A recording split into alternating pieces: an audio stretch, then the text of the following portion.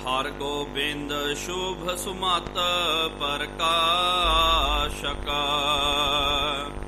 ਸ਼੍ਰੀ ਹਰਿ ਰਾਏ ਨਾਮੋ ਕਰ ਜੋਰੇ, ਨਾਮੋ ਕਰ ਜੋਰੇ।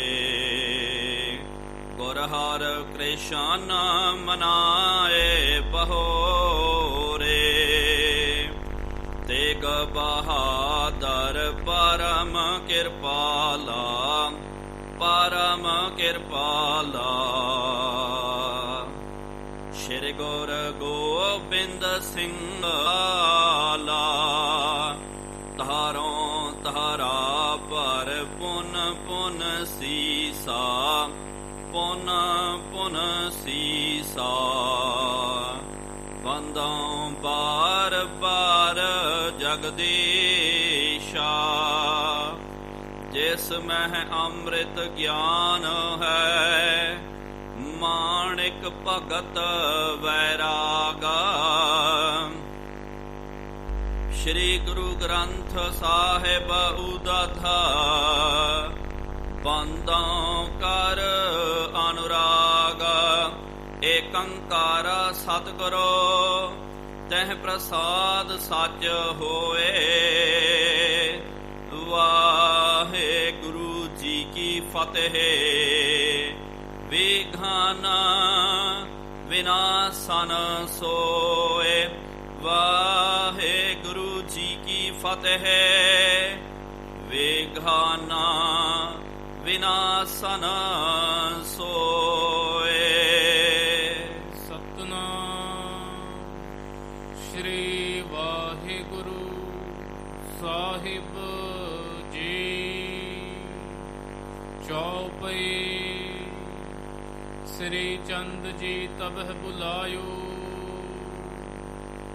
ਆਵਹੁ ਖਿੰਤਾ ਮਹਿ ਜੋ ਟਿਕਾਇਓ। ਤੁਰਕੇਸ਼ਰ ਕੋ ਆਪਨੋ ਆਪ, ਕਰਹੁ ਦਿਖਾਵਨ ਸਹਿਤ ਪ੍ਰਤਾਪ।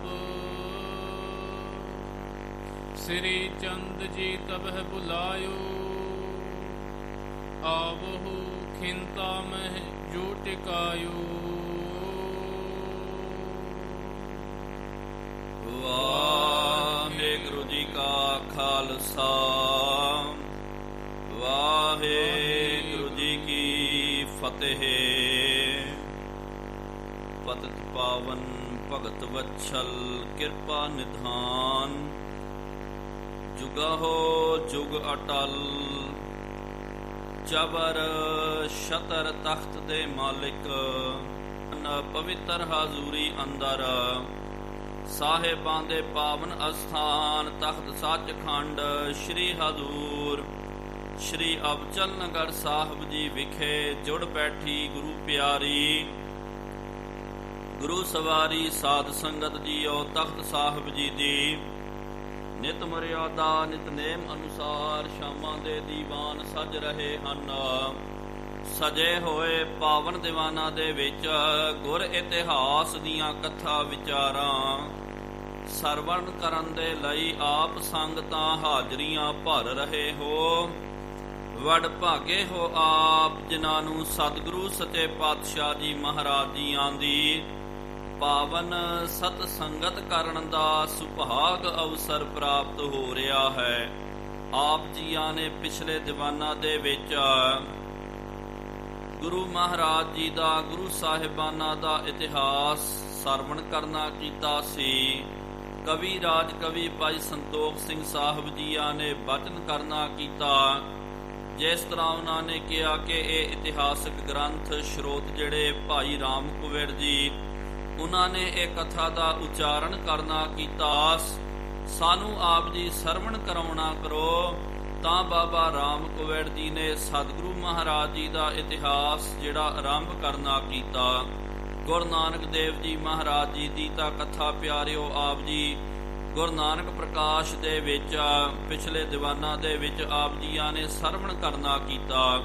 ਫਿਰ ਸੰਖੇਪ ਮਾਤਰ ਕਹਿ ਕਰਕੇ ਬਾਬਾ ਸ਼੍ਰੀ ਚੰਦ ਜੀ ਤੇ ਇਹਨਾਂ ਦੀ ਵੰਸ਼ ਜਿਹੜੀ ਹੈ ਕਿਸ ਤਰ੍ਹਾਂ ਅੱਗੇ ਜਾਂਦੀ ਹੈ, ਫਿਰ ਗੁਰੂ ਪ੍ਰਣਾਲੀ ਦੇ ਬਾਬਤ ਇਹਨਾਂ ਨੇ ਦੱਸਣਾ, ਫਿਰ ਕਥਾ ਦੀ ਆਰੰਭਤਾ ਹੋਵੇਗੀ ਤੇ ਉਹਨਾਂ ਨੇ ਇੱਕ ਸਾਖੀ ਜਿਹੜੀ ਹੈ ਬਾਬਾ ਸ਼੍ਰੀ ਚੰਦ ਜੀ ਦੀ ਉਹ ਸਰਵਣ ਕਰਾਉਣੀ ਕੀਤੀ ਹੈ।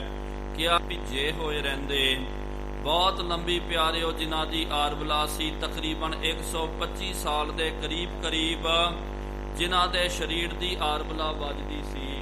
ਤੇ ਗੁਰੂ ਨਾਨਕ ਦੇਵ ਜੀ ਮਹਾਰਾਜ ਜੀ ਤੋਂ 6ਵੇਂ ਸਤਿਗੁਰੂ ਸ੍ਰੀ ਗੁਰੂ ਹਰਗੋਬਿੰਦ ਸਾਹਿਬ ਜੀ ਮਹਾਰਾਜ ਜੀ ਤੱਕ ਇਹਨਾਂ ਨੇ 6 ਗੁਰਾਂ ਦੇ ਦਰਸ਼ਨ ਕਰਨੇ ਕੀਤੇ।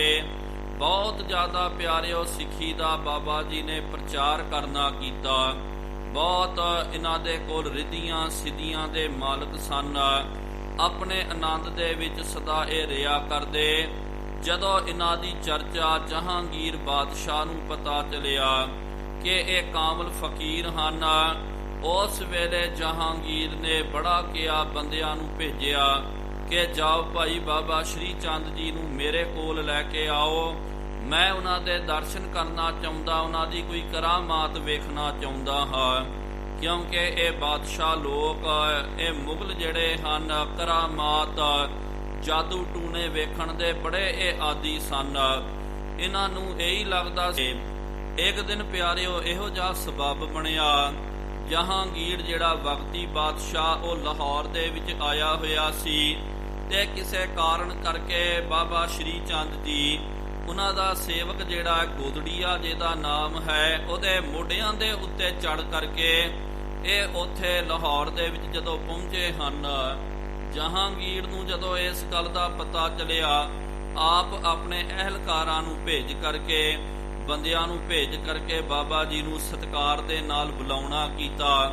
ਜਦੋਂ ਬਾਬਾ ਸ਼੍ਰੀ ਚੰਦ ਜੀ ਉੱਥੇ ਆਏ ਹਨ ਤੇ ਜਹਾਂਗੀਰ ਨੇ ਜਦੋਂ ਬਚਨ ਵਿਲਾਸ ਕੀਤਾ, ਕੁਛ ਕੁ ਜਦੋਂ ਗੱਲਾਂ ਕੀਤੀਆਂ, ਧਰਮ ਦੇ ਬਾਬਤ ਜਦੋਂ ਉਹਨੇ ਪੁੱਛਣਾ ਕੀਤਾ, ਜਦੋਂ ਆਪਸ ਦੇ ਵਿੱਚ ਪਰਸਪਰ ਗੱਲਾਂ ਬਾਤਾਂ ਚੱਲ ਰਹੀਆਂ ਸਨ, ਉਹਦੀ ਨਿਗਾਹ ਜਿਹੜੀ ਹੈ ਬਾਬਾ ਜੀ ਦੇ ਨਾਲ ਜੋ ਖਿੰਥਾ ਪਈ ਹੈ, ਗੋਦੜਾ ਪਿਆ ਸੀ, ਉਹਦੇ ਉੱਤੇ ਉਹਦੀ ਨਿਗਾਹ ਟਿਕ ਗਈ।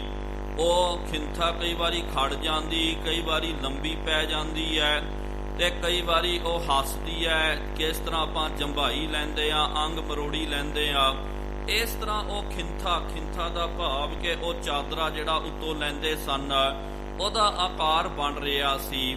ਤੇ ਜਹਾਂਗੀਰ ਦੇ ਮਨ ਦੇ ਵਿੱਚ ਬੜੇ ਵਲਵਲੇ ਉੱਠੇ। ਉਹਨੇ ਕਿਹਾ ਕਿ ਲੱਗਦਾ ਬਾਬੇ ਸ਼੍ਰੀ ਚੰਦ ਨੇ ਇਹ ਚਾਦਰੇ ਦੇ ਵਿੱਚ, ਆ ਬੋਝੇ ਦੇ ਵਿੱਚ ਇਹਨਾਂ ਨੇ ਕੁਝ ਬੰਦ ਕਰਕੇ ਲੈ ਕੇ ਆਏ। ਹੋ ਸਕਦਾ ਕੋਈ ਜਾਨਵਰ ਹੋਵੇਗਾ, ਸੱਪ ਆਦਿਕ, ਜਾਂ ਔਰ ਕੋਈ ਜਾਨਵਰ ਹੋਵੇਗਾ।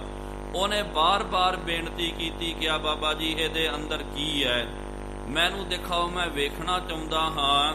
ਤੇ ਬਾਬਾ ਸ਼੍ਰੀ ਚੰਦ ਨੇ ਕਿਹਾ, ਨਹੀਂ ਭਾਈ, ਜਿਹੜੇ ਸੰਤ ਮਹਾਂਪੁਰਖ ਹੁੰਦੇ ਹਨ ਉਹ ਆਪਣੀ ਰਮਜ ਦੇ ਵਿੱਚ ਰਹਿੰਦੇ ਹਨ ਤੇ ਉਹਨਾਂ ਦੀ ਕੋਈ ਚੀਜ਼, ਕੋਈ ਪਰਦੇ ਦੇ ਵਿੱਚ ਉਹਨਾਂ ਨੇ ਕੋਈ ਚੀਜ਼ ਰੱਖ ਦਿੱਤੀ, ਉਹਨੂੰ ਨਹੀਂ ਵੇਖਣਾ ਚਾਹੀਦਾ।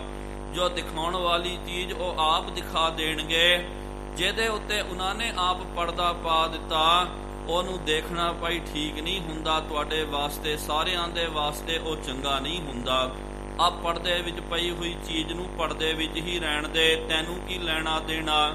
ਜਦੋਂ ਇਹ ਬਚਨ ਕੀਤਾ, ਫਿਰ ਵੀ ਪਿਆਰਿਓ ਜਹਾਂਗੀਰ ਦੀ ਜਿਗਿਆਸਾ ਸ਼ਾਂਤ ਨਹੀਂ ਹੋਈ।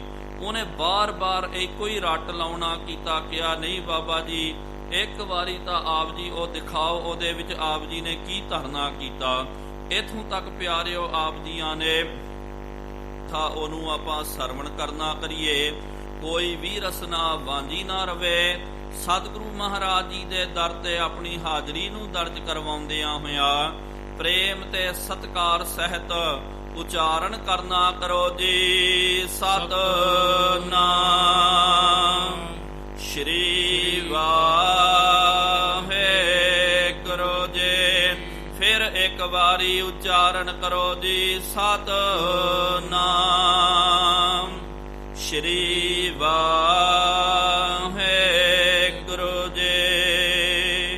ਸਤਿਨਾਮ ਸ਼੍ਰੀ ਵਾਹਿਗੁਰੂ ਸਾਹਿਬ ਜੀ। ਚੌਪਈ ਸ੍ਰੀ ਚੰਦ ਜੀ ਤਬਹ ਬੁਲਾਇਓ। ਜਦੋਂ ਬਾਰ-ਬਾਰ ਬਾਦਸ਼ਾਹ ਜਹਾਂਗੀਰ ਨੇ ਇਹ ਬਚਨ ਕਰਨਾ ਕੀਤਾ ਕਿ ਬਾਬਾ ਜੀ ਆ ਪਰਦੇ ਦੇ ਵਿੱਚ ਕੀ ਆ, ਆ ਖਿੰਥਾ ਦੇ ਵਿੱਚ ਕੀ ਰੱਖਿਆ ਹੋਇਆ, ਉਹਨਾਂ ਨੇ ਸਮਝਾਇਆ ਕਿ ਭਾਈ ਜੋ ਦਿਖਾਉਣ ਵਾਲੀ ਚੀਜ਼ ਅਸੀਂ ਦਿਖਾ ਦੇਵਾਂਗੇ, ਲੇਕਿਨ ਇਹ ਤੇਰੇ ਵਾਸਤੇ ਦੁਖਦਾਈ ਹੋ ਜਾਵੇਗੀ, ਤੈਨੂੰ ਬੜਾ ਕਸ਼ਟ ਹੋਵੇਗਾ।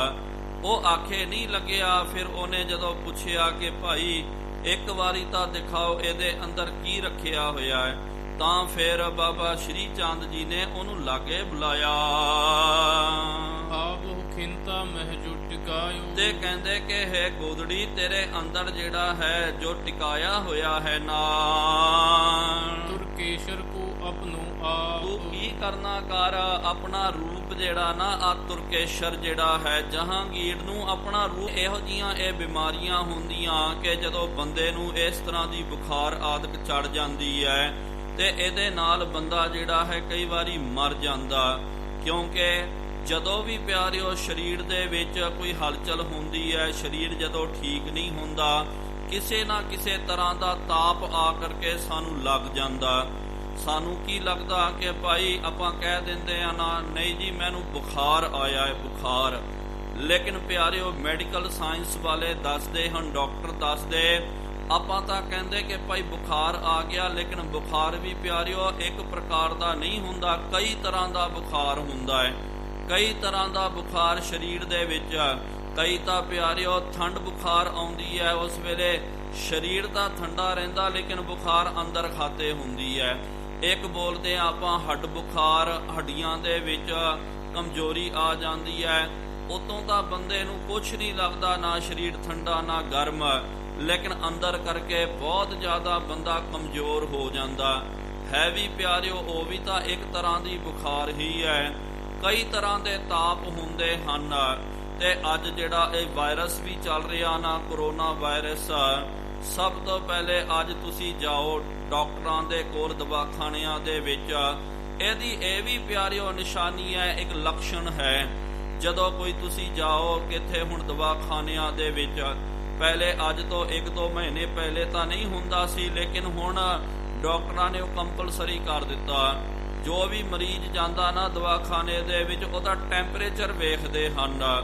ਜੇ ਉਹਦਾ ਟੈਂਪਰੇਚਰ ਜ਼ਿਆਦਾ ਹੈ, ਹੱਦ ਤੋਂ ਵੱਧ ਹੈ, ਉਹਨੂੰ ਕਹਿੰਦੇ ਕਿ ਭਾਈ ਤੂੰ ਕਰੋਨਾ ਚੈੱਕ ਕਰਾ ਕੇ ਆ, ਹੋ ਸਕਦਾ ਤੈਨੂੰ ਕਰੋਨੇ ਦੀ ਬਿਮਾਰੀ ਹੋਵੇਗੀ।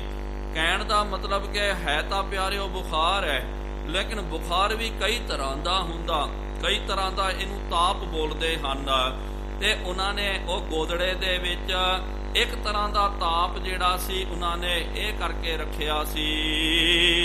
ਸ਼੍ਰੀ ਗੁਰ ਸੁਤ ਨੇ ਜਬ ਹੈ ਹਕਾਰਾ। ਜਦੋਂ ਬੁਲਾਉਣਾ ਕੀਤਾ ਸ਼੍ਰੀ ਗੁਰ ਸੁਤ ਭਾਵ ਕੇ ਬਾਬਾ ਸ਼੍ਰੀ ਚੰਦ ਜੀ ਨੇ, ਜਹਾਂਗੀਰ ਕੋ ਆਨ ਚੜਿਓ ਹੈ। ਤੇ ਫਿਰ ਕੀ ਹੋਇਆ, ਜਦੋਂ ਜਹਾਂਗੀਰ ਹੈ ਤਾਂ ਪਿਆਰਿਓ ਕੋਈ ਰੂਪ ਤਾਂ ਨਹੀਂ ਸੀ, ਲੇਕਿਨ ਜਹਾਂਗੀਰ ਨੂੰ ਜਦੋਂ ਉਹਨੇ ਆਪਣਾ ਰੂਪ ਦਿਖਾਇਆ, ਇੱਕਦਮ ਉਹ ਤਾਪ ਜਿਹੜਾ, ਉਹ ਬੁਖਾਰ ਜਿਹੜਾ ਜਹਾਂਗੀਰ ਨੂੰ ਚੜ ਗਿਆ, ਉਹ ਬਿਮਾਰੀ ਜਹਾਂਗੀਰ ਨੂੰ ਲੱਗ ਗਈ। ਸ਼ੁਸ਼ਕ ਪਇਓ ਮੁਖ ਕੰਪ ਬੜਿਓ ਹੈ। ਉਸੇ ਵੇਲੇ ਪਿਆਰਿਓ ਸ਼ੁਸ਼ਕ ਪਇਓ ਮੁਖ, ਮੂੰਹ ਉਹਦਾ ਸੁਖਣਾ ਸ਼ੁਰੂ ਹੋ ਗਿਆ, ਮੂੰਹ ਦੇ ਉੱਤੇ ਤਨ ਰੂ ਮੰਚ ਲੋਭਨ ਲੋਚਨ ਤੇ ਲੋਚਨ ਪੇ ਲਾਲ। ਲੋਚਨ ਪੇ ਲਾਲ, ਤਨ ਰੂ ਮੰਚ ਲੋਚਨ ਪੇ ਲਾਲ। ਤਨ ਰੂ ਮੰਚ ਦਾ ਭਾਵ ਕਿ ਉਹਦੇ ਸਰੀਰ ਦੇ ਰੋਮ ਝਰਨਟੇ ਪੂਰੇ ਖੜ ਗਏ, ਬਲੂੰਦਰੇ ਹੋ ਗਏ, ਭਾਵ ਕਿ ਪੂਰੇ ਸਰੀਰ ਦੇ ਕੇਸ ਜਿਹੜੇ ਹਨ ਖੜ ਗਏ, ਤੇ ਨਾਲ ਲੋਚਨ ਪੇ ਲਾਲ, ਉਹਦੀਆਂ ਅੱਖਾਂ ਜਿਹੜੀਆਂ ਹਨ ਉਹਦੇ ਵਿੱਚ ਲਹੂ ਉਤਰ ਕੇ ਆਇਆ,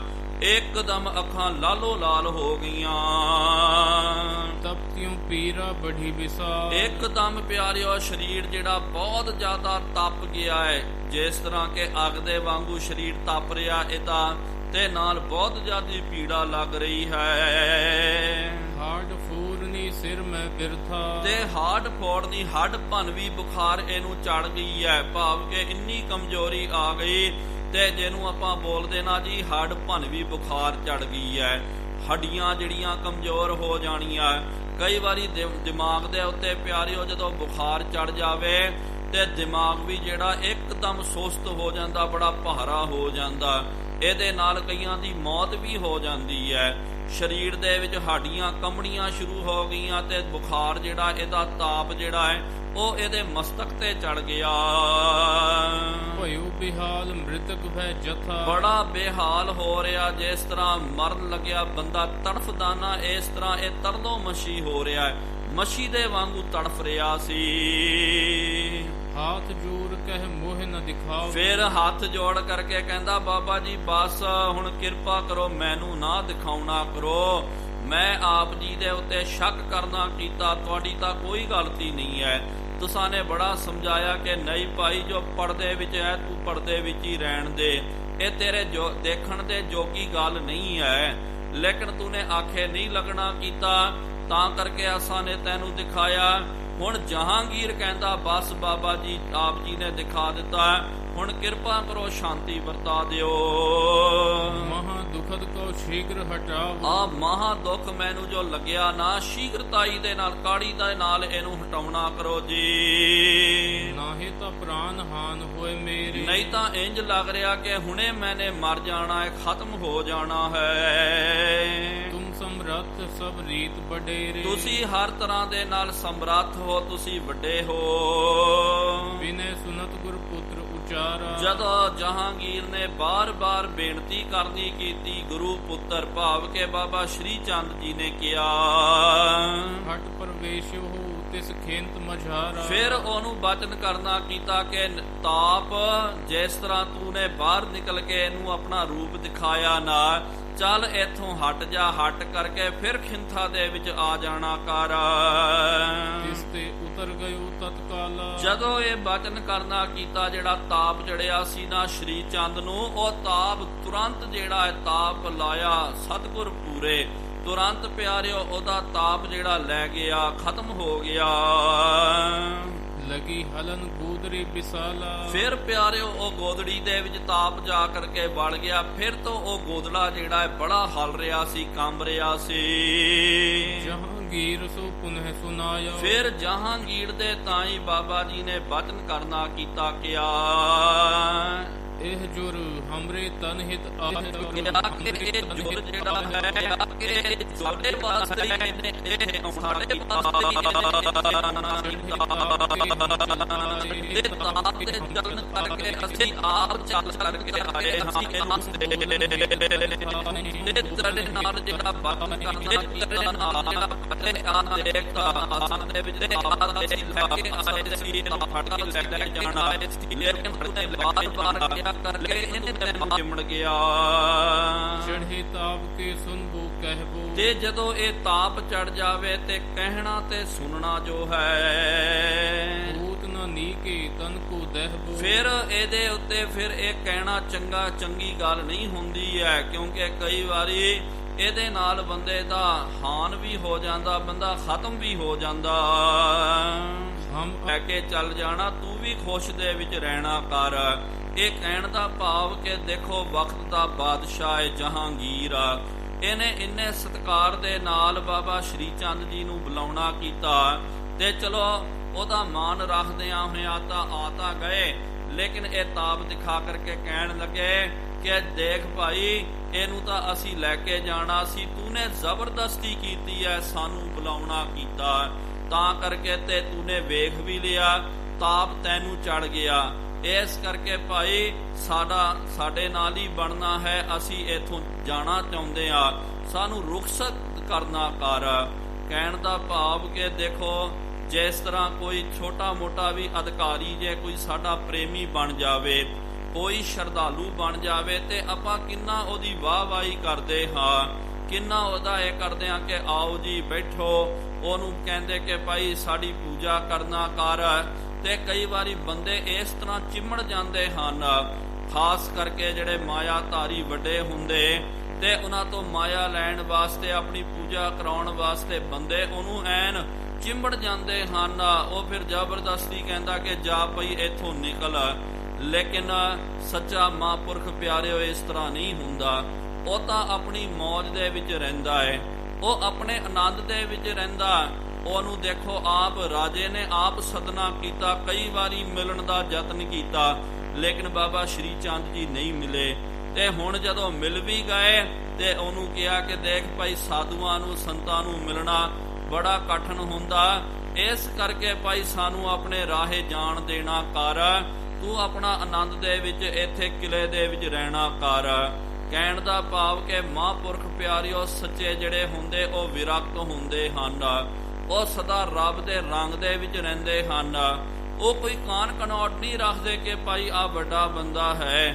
ਚਲੋ ਜੀ ਆਪਾਂ ਆਪਣੀ ਪਿਆਰਿਓ ਸੋਚਣੀ ਕੀ ਹੁੰਦੀ ਹੈ, ਕੋਈ ਮਾੜਾ ਮੋਟਾ ਬੰਦਾ ਮਿਲ ਜਾਵੇ ਆਪਾਂ ਕਹਿੰਦੇ ਜੀ ਆ ਬੰਦਾ ਕਿੱਥੇ ਟੱਕਰ ਗਿਆ, ਆਪਾਂ ਕਹਿੰਦੇ ਜੀ ਇਹਨੂੰ ਭਜਾ ਦਿਓ। ਕੋਈ ਮਾਇਆ ਧਾਰੀ ਆ ਜਾਵੇ, ਕੋਈ ਚੰਗੇ ਮੁਰਾਦਬੇ ਵਾਲਾ ਆ ਜਾਵੇ, ਆਪਾਂ ਕਹਿੰਦੇ ਜੀ ਆਇਆਂ ਨੂੰ, ਆਓ ਜੀ ਬੈਠੋ, ਉਹਦਾ ਮਾਨ ਪਾਨ ਕਰਦੇ ਆ, ਉਹਦਾ ਸਨਮਾਨ ਕਰਦੇ ਆ। ਕਿਉਂਕਿ ਇੱਕ ਮਨ ਦੇ ਵਿੱਚ ਲਾਲਚ ਹੁੰਦੀ ਹੈ ਕਿ ਭਾਈ ਵੱਡਾ ਬੰਦਾ ਸਾਡੇ ਕੰਮ ਆਵੇਗਾ, ਮਾਇਆ ਦੇਵੇਗਾ, ਜਾਂ ਕੋਈ ਕੰਮ ਅੜ ਗਿਆ ਤੇ ਮੇਰਾ ਕੰਮ ਕਰ ਦੇਵੇਗਾ। ਲੇਕਿਨ ਪਿਆਰਿਓ ਕੋਈ ਛੋਟਾ ਬੰਦਾ ਹੋਵੇ ਉਹਨੂੰ ਲਾਗੇ ਨਹੀਂ ਲੱਗਣ ਦਿੰਦੇ। ਲੇਕਿਨ ਜਿਹੜੇ ਸੱਚੇ ਮਹਾਂਪੁਰਖ ਹੁੰਦੇ ਹਨ ਉਹ ਸਦਾ ਰੱਬ ਦੇ ਰੰਗ ਦੇ ਵਿੱਚ ਰਹਿੰਦੇ, ਉਹ ਆਪਣੇ ਆਨੰਦ ਦੇ ਵਿੱਚ ਰਹਿੰਦੇ, ਭਾਵੇਂ ਕੋਈ ਵੱਡਾ ਹੋਵੇ ਭਾਵੇਂ ਕੋਈ ਛੋਟਾ ਹੋਵੇ। ਉਹ ਇਹ ਬਿਰਤੀ ਦੇ ਨਾਲ ਨਹੀਂ ਤੱਕਦੇ ਕਿ ਇਹ ਵੱਡਾ ਤੇ ਛੋਟਾ, ਇਹ ਮੇਰੇ ਕੰਮ ਆਵੇਗਾ ਜਾਂ ਇਹ ਮੇਰੇ ਕੰਮ ਨਹੀਂ ਆਉਣਾ ਹੈ। ਉਹ ਸਦਾ ਪਿਆਰਿਓ ਰੰਗ ਵਿੱਚ ਰਹਿੰਦੇ। ਕਈ ਵਾਰੀ ਵੜਿਆਂ ਨੂੰ ਪਿਆਰਿਓ ਭਜਾ ਦਿੰਦੇ ਹਨ ਤੇ ਕਈ ਵਾਰੀ ਜਿਹੜੇ ਨੀਵੇਂ ਜਿਹੜੇ ਉਹਨਾਂ ਨੂੰ ਆਪਣੇ ਨਾਲ ਰੱਖ ਲੈਂਦੇ। ਤੁਰਕੇਸ਼ਰ ਸੁਨ ਅਚਰਜ ਧਾਰੇ, ਸੁਣ ਕਰਕੇ ਤੁਰਕੇਸ਼ਰ ਜਿਹੜਾ ਹੈ ਜਹਾਂਗੀਰ ਵੀ ਬੜਾ ਦੰਗ ਹੋ ਗਿਆ ਕਿ ਇਹ ਕਿਹੋ ਜਿਹੇ ਫਕੀਰ ਹਨ, ਮੈਂ ਇਹਨਾਂ ਨੂੰ ਮਿਲਣਾ ਚਾਹੁੰਦਾ, ਇਹਨਾਂ ਨੂੰ ਆਪਣੇ ਕੋਲ ਰੱਖਣਾ ਚਾਹੁੰਦਾ।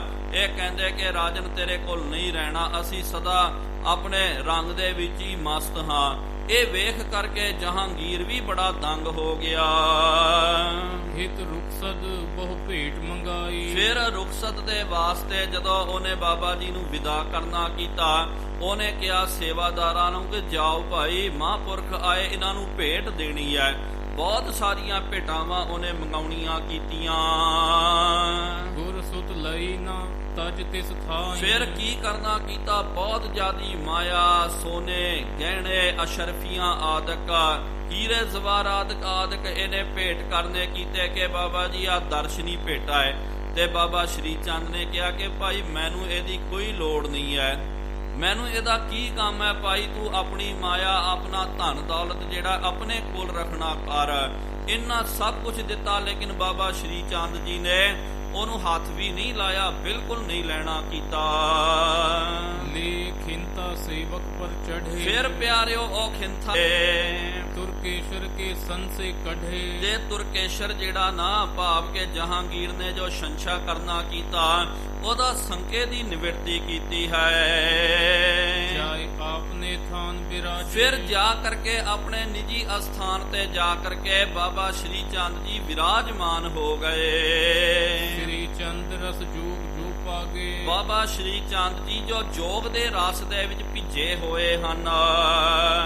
ਖਟ ਪਤ ਸ਼ਾਹੀ ਲਗ ਜਗ ਰਹੇ, ਕਵੀ ਰਾਜ ਜੀ ਦੱਸਦੇ ਕਿ ਦੇਖੋ 6 ਪਾਤਸ਼ਾਹੀਆਂ ਤੱਕ ਗੁਰੂ ਨਾਨਕ ਦੇਵ ਜੀ ਮਹਾਰਾਜ ਜੀ ਦੇ ਇਹ ਸੁਪੁੱਤਰ ਹੋਏ ਤੇ ਜੇਠੇ ਸੁਪੁੱਤਰ ਹੋਏ ਤੇ 6ਵੇਂ ਪਾਤਸ਼ਾਹ ਸ੍ਰੀ ਗੁਰੂ ਹਰਗੋਬਿੰਦ ਸਾਹਿਬ ਜੀ ਮਹਾਰਾਜ ਜੀ ਤੱਕ ਇਹਨਾਂ ਦਾ ਸਰੀਰ ਰਿਹਾ, ਭਾਵ ਕਿ ਤਕਰੀਬਨ ਪਿਆਰਿਓ 125 ਸਾਲ ਦੇ ਵਿਦਵਾਨ ਦੱਸਦੇ ਇਹਦੇ ਤੋਂ ਵੱਧ ਵੀ ਹੋ ਸਕਦੀ ਹੈ ਤੇ ਤਕਰੀਬਨ 125 ਸਾਲ ਤੋਂ ਵੱਧ ਇਹਨਾਂ ਨੇ ਸਰੀਰ ਦੇ ਵਿੱਚ ਰਹਿਣਾ ਕੀਤਾ।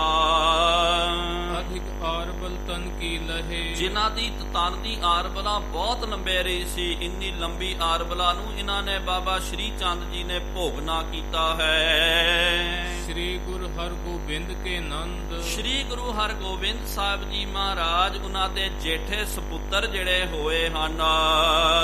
ਸ਼੍ਰੀ ਬਾਬਾ ਗੁਰਦਿੱਤਾ ਚੰਦ, ਬਾਬਾ ਗੁਰਦਿੱਤਾ ਜੀ ਜਿਨ੍ਹਾਂ ਦਾ ਨਾਮ ਬਹੁਤ ਜ਼ਿਆਦਾ ਪ੍ਰਚਲਿਤ ਹੈ। ਬਾਬਾ ਗੁਰਦਿੱਤਾ ਸਭ ਤੋਂ ਵੱਡੇ ਇਹਨਾਂ ਦਾ ਦੇਵਰਾ ਜਿਹੜਾ ਪਿਆਰਿਓ ਕੀਰਤਪੁਰ ਸਾਹਿਬ ਜੀ ਦੇ ਵਿੱਚ ਜਦੋਂ ਇਹਨਾਂ ਨੇ ਕਰਾਮਾਤ ਮਰੀ ਹੋਈ ਗਊ ਨੂੰ ਜੀਵਿਤ ਕਰਨਾ ਕੀਤਾ, ਸਤਿਗੁਰੂ ਮਹਾਰਾਜ ਜੀ ਨੇ ਜਦੋਂ ਬਚਨ ਕਰ ਦਿੱਤਾ ਤੇ ਇਹਨਾਂ ਨੇ ਜਾ ਕਰਕੇ ਬਾਬਾ ਬੁੱਢਣ ਸ਼ਾਹ ਜੀ ਦਾ ਅਸਥਾਨ ਜਿਹੜਾ ਉਹਦੇ ਸਾਹਮਣੇ ਲਾਗੇ ਜਾ ਕਰਕੇ ਆਪਣੇ ਤਨ ਦਾ ਇਹਨਾਂ ਨੇ ਤਿਆਗ ਕਰ ਦਿੱਤਾ ਤੇ ਇਹ ਬਾਬਾ ਗੁਰਦਿੱਤਾ ਜੀ ਸ੍ਰੀ ਗੁਰੂ ਹਰਗੋਬਿੰਦ ਸਾਹਿਬ ਜੀ ਮਹਾਰਾਜ ਜੀ ਦੇ ਸਭ ਤੋਂ ਵੱਡੇ ਜੇਠੇ ਸੁਪੁੱਤਰ ਸਨ। ਤਿਨਹੁ ਜਾਇ ਕਰ ਸੀਸ ਨਿਵਾਵਾ। ਦੇਵ ਇੱਕ ਦਿਨ ਕੀ ਹੋਇਆ, ਸ੍ਰੀ ਗੁਰੂ ਹਰਗੋਬਿੰਦ ਸਾਹਿਬ ਜੀ ਮਹਾਰਾਜ ਬਾਬਾ ਗੁਰਦਿੱਤਾ ਜੀ ਨੂੰ ਲੈ ਕਰਕੇ ਗਏ ਬਾਬਾ ਸ਼੍ਰੀ ਚੰਦ ਜੀ ਦੇ ਕੋਲ, ਤੇ ਬਾਬਾ ਗੁਰਦਿੱਤਾ ਜੀ ਨੂੰ ਕਿਹਾ ਕਿ ਬਾਬਾ ਜੀ ਦੇ ਮੱਥਾ ਟੇਕਣਾ ਕਰੋ।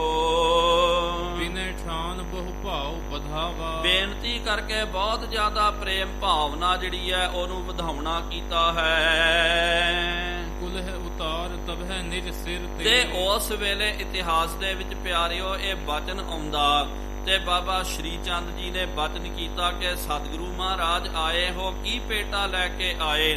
ਤੇ ਬਾਬਾ ਸ਼੍ਰੀ ਗੁਰੂ ਹਰਗੋਬਿੰਦ ਸਾਹਿਬ ਜੀ ਮਹਾਰਾਜ ਜੀ ਨੇ ਕਿਹਾ, ਬਾਬਾ ਜੀ ਆਪ ਜੀ ਨੂੰ ਕੀ ਚਾਹੀਦਾ, ਕੀ ਅਸੀਂ ਭੇਟ ਅਰਪਣ ਕਰਨਾ ਕਰੀਏ? ਤੇ ਉਸ ਵੇਲੇ ਬਾਬਾ ਸ਼੍ਰੀ ਚੰਦ ਜੀ ਨੇ ਕਿਹਾ ਕਿ ਸਾਨੂੰ ਮਾਇਆ ਆਦਿਕ ਦੀ ਤਾਂ ਲੋੜ ਨਹੀਂ ਹੈ, ਉਹ ਭੇਟਾ ਨਹੀਂ, ਇਹ ਆਪ ਜੀ ਦੇ ਜੇਠੇ ਪੁੱਤ ਜਿਹੜੇ ਹਨ ਇਹ ਸਾਨੂੰ ਭੇਟ ਅਰਪਣ ਕਰ ਦਿਓ ਗੁਰੂ ਘਰ ਦੇ ਵਿੱਚ, ਇਹ ਸਾਨੂੰ ਚੜਾ ਦਿਓ। ਤੇ ਜਦੋਂ ਇਹ ਬਚਨ ਕਰਨਾ ਕੀਤਾ ਤੇ ਸ੍ਰੀ ਗੁਰੂ ਹਰਗੋਬਿੰਦ ਸਾਹਿਬ ਜੀ ਮਹਾਰਾਜ ਜੀ ਨੇ ਕਿਹਾ, ਠੀਕ ਹੈ ਬਾਬਾ ਜੀ, ਅੱਜ ਤੋਂ ਬਾਬਾ ਗੁਰਦਿੱਤਾ ਜੀ ਇਹ ਆਪ ਜੀ ਦੇ ਹੋਏ, ਇਹ ਭੇਟਾ ਮੈਂ ਆਪ ਜੀ ਨੂੰ ਅਰਪਣ ਕੀਤੀ ਹੈ। ਤਿਨ ਕੇ ਸੀਸ ਧਰੀ ਨਿਜ ਕਰਤੇ। ਤੇ ਉਹਨਾਂ ਨੇ ਕੀ ਕਰਨਾ ਕੀਤਾ, ਜਦੋਂ ਸ੍ਰੀ ਗੁਰੂ ਹਰਗੋਬਿੰਦ ਸਾਹਿਬ ਜੀ ਮਹਾਰਾਜ ਜੀ ਨੇ ਤੇ ਬਾਬਾ ਗੁਰਦਿੱਤਾ ਜੀ ਨੂੰ ਚੜਾ ਦਿੱਤਾ, ਤੇ ਬਾਬਾ ਸ਼੍ਰੀ ਚੰਦ ਜੀ ਉੱਚੀ ਕੁਲਹਾ ਜਿਹੜੀ ਹੈ, ਕੁਲਹਾ ਦਾ ਭਾਵ ਕਿ ਲੰਬੀ ਜੀ ਟੋਪੀ ਜਿਹਨੂੰ ਆਪਾਂ ਬੋਲਦੇ ਆ, ਉਹ ਟੋਪੀ ਜਿਹੜੀ ਆ ਆਪਣੇ ਸਿਰ ਦੇ ਉੱਤੇ ਰੱਖਿਆ ਕਰਦੇ ਸਨ, ਸਜਾਇਆ ਕਰਦੇ ਸਨ। ਉਹਨਾਂ ਨੇ ਉਹ ਸਿਰ ਦੀ ਟੋਪੀ ਜਿਹੜੀ ਹੈ ਉਹ ਲਾ ਕਰਕੇ ਬਾਬਾ ਗੁਰਦਿੱਤਾ ਜੀ ਦੇ ਸਿਰ ਦੇ ਉੱਤੇ ਟਿਕਾ ਦਿੱਤਾ, ਕਿਉਂਕਿ ਉਹਨਾਂ ਜ਼ਮਾਨਿਆਂ ਦੇ ਵਿੱਚ ਪਿਆਰਿਓ ਇਹ ਕੁਲਹਾ ਜਿਹੜੀ ਹੈ ਇਹਦੀ ਮਰਿਆਦਾ ਚੱਲਦੀ ਸੀ। ਤੇ ਇਹਦਾ ਮਤਲਬ ਹੈ ਕਿ ਗੁਰੂ ਘਰ ਦੇ ਵਿੱਚ ਵੀ ਪਿਆਰਿਓ 6ਵੇਂ ਪਾਤਸ਼ਾਹ ਜੀ ਤੋਂ ਪਹਿਲਾਂ ਤੱਕ ਕੁਲਹਾ ਜਿਹੜੀ ਹੈ, ਭਾਵ ਕਿ ਜਿਹਨੂੰ ਇੱਕ ਤਰ੍ਹਾਂ ਦਾ ਇੱਕ ਲੰਬਾ ਸਾਰਾ ਟੋਪ ਹੁੰਦਾ ਸੀ, ਟੋਪਾ ਜਿਹਨੂੰ ਬੋਲਦੇ, ਤੇ ਉਹ ਸਜਾਇਆ ਜਾਂਦਾ। ਤੇ ਜਦੋਂ ਗੁਰਤਾ ਗੱਦੀ ਵੀ ਅਰਪਣ ਕੀਤਾ ਜਾਂਦਾ ਸੀ ਤੇ ਉਸ ਵੇਲੇ ਕੁਲਹਾ ਦਿੰਦੇ ਸਨ, ਤੇ ਨਾਲ ਮਾਲਾ, ਸੇਲੀ ਟੋਪੀ ਜਿਹਨੂੰ ਕਿਹਾ ਜਾਂਦਾ, ਸੇਲੀ ਟੋਪੀ ਤੇ ਮਾਲਾ ਇਹ ਭੇਟ ਕਰਕੇ ਗੁਰਤਾ ਗੱਦੀ ਅਰਪਣ ਕਰਦੇ। ਜਾਂ ਕਿਹਨੂੰ ਪਿਆਰਿਓ ਜਦੋਂ ਕਿਸੇ ਮੁਰਾਦਬੇ ਤੇ ਤਾਂ ਪਿਆਰਿਓ ਆ ਸੇਲੀ ਟੋਪੀ ਸਜਾਈ ਜਾਂਦੀ। ਜੇ ਆਪਾਂ ਇਤਿਹਾਸ ਪੜ੍ਹਦੇ ਹਾਂ ਤੇ ਪਿਆਰਿਓ 6ਵੇਂ ਪਾਤਸ਼ਾਹ ਜੀ ਤੱਕ ਤੇ ਇਹ ਸੇਲੀ ਟੋਪੀ ਦੀ ਮਰਿਆਦਾ ਜਿਹੜੀ ਹੈ ਇਹ ਚਲੀ ਆ ਰਹੀ ਸੀ, ਭਾਵ ਕਿ ਸੇਲੀ ਟੋਪੀ ਸਤਿਗੁਰੂ ਮਹਾਰਾਜ ਜੀ ਵੀ ਇਤਿਹਾਸਕ ਸਰੋਤਾਂ ਦੇ ਮੁਤਾਬਕ ਮਹਾਰਾਜ ਜੀ ਸਜਾਇਆ ਕਰਦੇ ਸਨ। ਤੇ ਫਿਰ ਬਾਅਦ ਦੇ ਵਿੱਚ 6ਵੇਂ ਪਾਤਸ਼ਾਹ ਜੀ ਮਹਾਰਾਜ ਜੀ ਤੋਂ ਬਾਅਦ ਦਸਤਾਰ ਦੀ ਮਰਿਆਦਾ ਜਿਹੜੀ ਹੈ ਇਹ ਲਾਗੂ ਮਹਾਰਾਜ ਜੀ ਨੇ ਕਰਦੀ ਕੀਤੀ। ਤੇ ਫਿਰ 10ਵੇਂ ਪਾਤਸ਼ਾਹ ਜੀ ਮਹਾਰਾਜ ਜੀ ਨੇ ਫਿਰ ਕਹਿ ਦਿੱਤਾ ਕਿ ਭਾਈ ਖਾਲਸੇ ਨੇ ਆਪਣੇ ਸੀਸ ਦੇ ਉੱਤੇ ਦਸਤਾਰਾ ਜਿਹੜਾ ਹੈ, ਆਹ ਦਸਤਾਰਾ ਇਹਨੂੰ ਸਜਾਉਣਾ ਹੈ। ਉਸ ਤੋਂ ਪਹਿਲੇ ਵੀ ਪਿਆਰਿਓ ਇਹ ਨਾ ਸਮਝਣਾ ਕਰੋ ਕਿ ਭਾਈ ਕੇਸਾ ਧਾਰੀ ਨਹੀਂ, ਕੇਸਾ ਧਾਰੀ ਹੁੰਦੇ ਸਨ, ਜੂੜਾ ਬੰਨਣਾ, ਉਹਦੇ ਉੱਤੇ ਆ ਸੇਲੀ ਟੋਪੀ ਜਿਹੜੀ ਹੈ ਇਹ ਸਜਾਇਆ ਕਰਦੇ ਹਨ। ਤੇ ਫਿਰ ਕਈਆਂ ਨੇ ਪਿਆਰਿਓ ਇਹ ਵੀ ਰਿਵਾਜ ਸ਼ੁਰੂ ਕਰ ਦਿੱਤਾ ਕਿ ਭਾਈ ਕਿਹਨੂੰ ਕੁਲਹਾ ਜਾ ਕਰਕੇ ਦੇ ਦੇਣਾ, ਸੇਲੀ ਟੋਪੀ ਦੇ ਦੇਣਾ, ਕਿਹਨੂੰ ਮਹੰਤ ਬਣਾ ਦੇਣਾ, ਕਿਹਨੂੰ ਸੰਤ ਬਣਾ ਦੇਣਾ। ਇਹਦੇ ਬਾਬਤ ਵੀ ਮਹਾਰਾਜ ਜੀ ਨੇ ਗੁਰਬਾਣੀ ਦੇ ਵਿੱਚ ਕਟਾਖ ਕਰਨਾ ਕੀਤਾ, ਕਿਹਾ ਕਿ ਕੁਲਹਾ ਦੇਣ ਦੇ ਬਾਵਲੇ ਲੈਂਦੇ ਬੜੇ ਨਿਲਾਜ, ਚੂਹਾ ਖੱਟ ਨਾ ਮਾਵੇ ਤਿਤ ਤਿਕਲ ਬੰਨੈ ਛਾਜਾ। ਇਹ ਮਹਾਰਾਜ ਜੀ ਨੇ ਫਿਰ ਬਚਨ ਕਰਨਾ ਕੀਤਾ, ਕਿਹਾ ਕਿ ਭਾਈ ਇਹ ਨਿਲਾਜ ਲੋਕ ਆ, ਕੋਈ ਸ਼ਰਮ ਨਹੀਂ ਹੈ, ਬਸ ਜਾ ਕਰਕੇ ਕਿਹਨੂੰ ਜਾ ਕਰਕੇ ਬੰਨ ਦਿੱਤੀ ਪੱਗ, ਕਿਹਨੂੰ ਬੰਨ ਦਿੱਤੀ ਪੱਗ ਤੇ ਵੰਡੀਆਂ ਪਾ ਦੇਣਾ। ਇਹੋ ਜਿਹੇ ਲੋਕਾਂ ਨੇ ਇਹ ਕੰਮ ਸ਼ੁਰੂ ਕਰ ਦਿੱਤਾ। ਕਹਿਣ ਦਾ ਭਾਵ ਕਿ ਆਪਣਾ ਉੱਤਰਾਧਿਕਾਰੀ ਜਿਹੜਾ ਹੈ ਬਾਬਾ ਸ਼੍ਰੀ ਚੰਦ ਜੀ ਨੇ ਬਾਬਾ ਗੁਰਦਿੱਤਾ ਜੀ ਨੂੰ ਸੌਂਪਣਾ ਕੀਤਾ। ਆਪਣੇ ਸਥਾਨ ਥਾਪ ਕਰ ਆਪ, ਆਪਣੇ ਅਸਥਾਨ ਦੇ ਉੱਤੇ ਆਪਣਾ ਉੱਤਰਾਧਿਕਾਰੀ ਜਿਹੜਾ ਹੈ ਉਹ ਬਾਬਾ ਗੁਰਦਿੱਤਾ ਜੀ ਨੂੰ ਥਾਪਣਾ ਕੀਤਾ। ਆਪਣੀ ਗੱਦੀ ਉਦਾਸੀਨ ਪਰੰਪਰਾ ਦੇ ਉੱਤੇ ਉਸ ਗੱਦੀ ਦੇ ਉੱਤੇ ਬਾਬਾ ਗੁਰਦਿੱਤਾ ਜੀ ਨੂੰ ਟਿਕਾਇਆ। ਕਰਤ ਪਈ ਦੀਰਘ ਪ੍ਰਤਾਪ, ਫਿਰ ਬਹੁਤ ਦੀਰਘ ਪ੍ਰਤਾਪ ਜਿਹੜਾ ਹੈ ਉਹਨਾਂ ਨੇ ਫਿਰ ਕਰਨਾ ਕੀਤਾ ਸੰਸਾਰ ਦੇ ਵਿੱਚ। ਸ੍ਰੀ ਬਾਬਾ ਗੁਰਦਿੱਤਾ ਫੇਰ ਉਹਨਾਂ ਤੋਂ ਬਾਅਦ ਆ ਜਿਹੜੀ ਹੈ ਉਦਾਸੀ ਸੰਪਰਦਾ ਜਿਹੜੀ ਹੈ ਨਾ ਪਿਆਰਿਓ, ਤੇ ਇਹ ਉਦਾਸੀ ਸੰਪਰਦਾ ਦੀ ਆਰੰਭਤਾ ਇੰਜ ਹੁੰਦੀ ਹੈ। ਸਭ ਤੋਂ ਪਹਿਲੇ ਇਹਦੇ ਸੂਤਰਪਾਤ ਜਿਹੜੇ ਹਨ ਜਿਨ੍ਹਾਂ ਨੇ ਇਹ ਉਦਾਸੀ ਸੰਪਰਦਾ ਦੀ ਰਚਨਾ ਕਰਨੀ ਕੀਤੀ, ਉਹ ਹਨ ਬਾਬਾ ਸ਼੍ਰੀ ਚੰਦ ਜੀ ਤੇ 6ਵੇਂ ਪਾਤਸ਼ਾਹ ਜੀ ਮਹਾਰਾਜ ਜੀ ਦੇ ਜੋ ਜੇਠੇ ਸਪੁੱਤਰ ਹੋਏ ਬਾਬਾ ਗੁਰਦਿੱਤਾ ਜੀ। ਫਿਰ ਇਹਨਾਂ ਨੇ ਉਹ ਗੱਦੀ ਜਿਹੜੀ ਹੈ ਉਦਾਸੀਨ ਪਰੰਪਰਾ ਦੀ ਗੱਦੀ ਦੇ ਉੱਤੇ ਉਹਨਾਂ ਨੂੰ ਬਿਠਾਉਣਾ ਕੀਤਾ। ਫਿਰ ਉਹਨਾਂ ਤੋਂ ਅੱਗੇ ਸਰਬ ਰੀਤ ਤੇ ਭਏ ਵਡੇਰ, ਹਰ ਤਰ੍ਹਾਂ ਦੇ ਨਾਲ ਬਾਬਾ ਗੁਰਦਿੱਤਾ ਜੀ ਬਹੁਤ ਵੱਡੇ ਹੋ ਗਏ। ਇਨਕੇ ਸਿੱਖ ਤੇ 4 ਅਗਾਰੀ, ਤੇ ਇਹਨਾਂ ਤੋਂ ਪਿਆਰਿਓ ਬਾਬਾ ਗੁਰਦਿੱਤਾ ਜੀ ਨੇ ਅੱਗੇ 4 ਜਿਹੜੇ ਹਨ ਸਿੱਖਾਂ ਨੂੰ ਥਾਪਣਾ ਕੀਤਾ, ਜਿਨਹੁ ਬੈਠ ਕੀਨਸ ਤਪ ਭਾਰੀ, ਜਿਨ੍ਹਾਂ ਨੇ ਬੈਠ ਕਰਕੇ ਬਹੁਤ ਭਾਰੀ ਤਪ ਕਰਨਾ ਕੀਤਾ ਹੈ। ਭਾਵ ਕਿ ਫਿਰ ਬਾਬਾ ਗੁਰਦਿੱਤਾ ਜੀ ਤੋਂ ਬਾਅਦ ਇਹਨਾਂ ਨੇ ਫਿਰ 4 ਧੂਣੇ ਬਣਾ ਦਿੱਤੇ। 4 ਦਿਸ਼ਾਵਾਂ ਦੇ ਵਿੱਚ ਇਹਨਾਂ ਨੂੰ ਪ੍ਰਚਾਰਕ ਕਰਕੇ ਨਿਯੁਕਤ ਕਰਨਾ ਕੀਤਾ। ਇਹਨਾਂ ਨੂੰ 4 ਧੂਣੇ ਬੋਲਦੇ ਹਨ। ਅੱਜ ਵੀ ਜੇ ਉਦਾਸੀ ਪਰੰਪਰਾ ਨੂੰ ਆਪਾਂ ਪੜ੍ਹਦੇ ਆ ਤੇ ਉਹਨਾਂ ਦੀ ਗੱਦੀ ਜਿਹੜੀ ਹੈ ਬਾਬਾ ਸ਼੍ਰੀ ਚੰਦ ਜੀ, ਉਹਨਾਂ ਤੋਂ ਬਾਅਦ ਬਾਬਾ ਗੁਰਦਿੱਤਾ ਜੀ ਤੇ ਉਹਨਾਂ ਤੋਂ ਬਾਅਦ ਇਹ 4 ਧੂਣੇ ਆਉਂਦੇ ਹਨ। ਦੋਹਰਾ ਬਾਲੂ ਹਸਨਾ ਫੂਲ ਪੁੰਨ, ਤੇ ਇੱਕ ਤਾਂ ਜਿਹੜੇ ਹਨ ਬਾਲੂ ਹਸਨਾ ਜੀ, ਇਹਨਾਂ ਦਾ ਨਾਮ ਸੀ, ਤੇ ਦੂਜੇ ਦਾ ਨਾਮ ਸੀ ਭਾਈ ਫੂਲਾ, ਗੋਂਦਾ ਆਰ ਅਲਮਸਤ, ਤੇ ਤੀਜੇ ਜਿਹੜੇ ਸਨ ਭਾਈ ਗੋਂਦਾ, ਤੇ ਚੌਥੇ ਜਿਹੜੇ ਹਨ ਇਹ ਅਲਮਸਤ ਹੋਏ। ਮੁਖ ਉਦਾਸੀ ਇਹ ਪਏ ਬਹੁਰੋ ਸਾਧ ਸਮਸਤ, ਇਹ ਜਿਹੜੇ ਹਨ ਮੁੱਖ ਤੌਰ ਤੇ ਇਹ ਉਦਾਸੀ ਮਹਾਂਪੁਰਖ ਹੋਏ ਹਨ ਜਿਨ੍ਹਾਂ ਨੂੰ 4 ਧੂਣੇ ਬੋਲਦੇ। ਉਹਨਾਂ ਤੋਂ ਬਾਅਦ ਬਹੁਤ ਸਾਰੇ ਸਮਸਤ ਦਾ ਭਾਵ ਕਿ ਬਹੁਤ ਸਾਰੇ ਸਾਧੂ ਸੰਤ ਜਿਹੜੇ ਹਨ ਉਹ ਅੱਗੇ ਹੋਏ ਹਨ। ਤੇ ਪਿਆਰਿਓ ਅਜੋਕੇ ਜ਼ਮਾਨੇ ਦੇ ਵਿੱਚ ਕਈ ਵਾਰੀ ਦੇਖੋ ਉਦਾਸੀ ਜੋ ਆਪਾਂ ਨਾਮ ਸੁਣਦੇ ਆ, ਇਹ ਨਾਮ ਸੁਣ ਕਰਕੇ ਕਈਆਂ ਨੂੰ ਬੜਾ ਗਲਤ ਜਿਹਾ ਲੱਗਦਾ। ਉਹਨਾਂ ਨੂੰ ਲੱਗਦਾ ਇਹਨਾਂ ਦੀ ਗੱਲ ਨਹੀਂ ਹੈ, ਹਕੀਕਤ ਪੂਰਾ ਇਤਿਹਾਸ ਸਾਨੂੰ ਸਮਝਣਾ ਚਾਹੀਦਾ।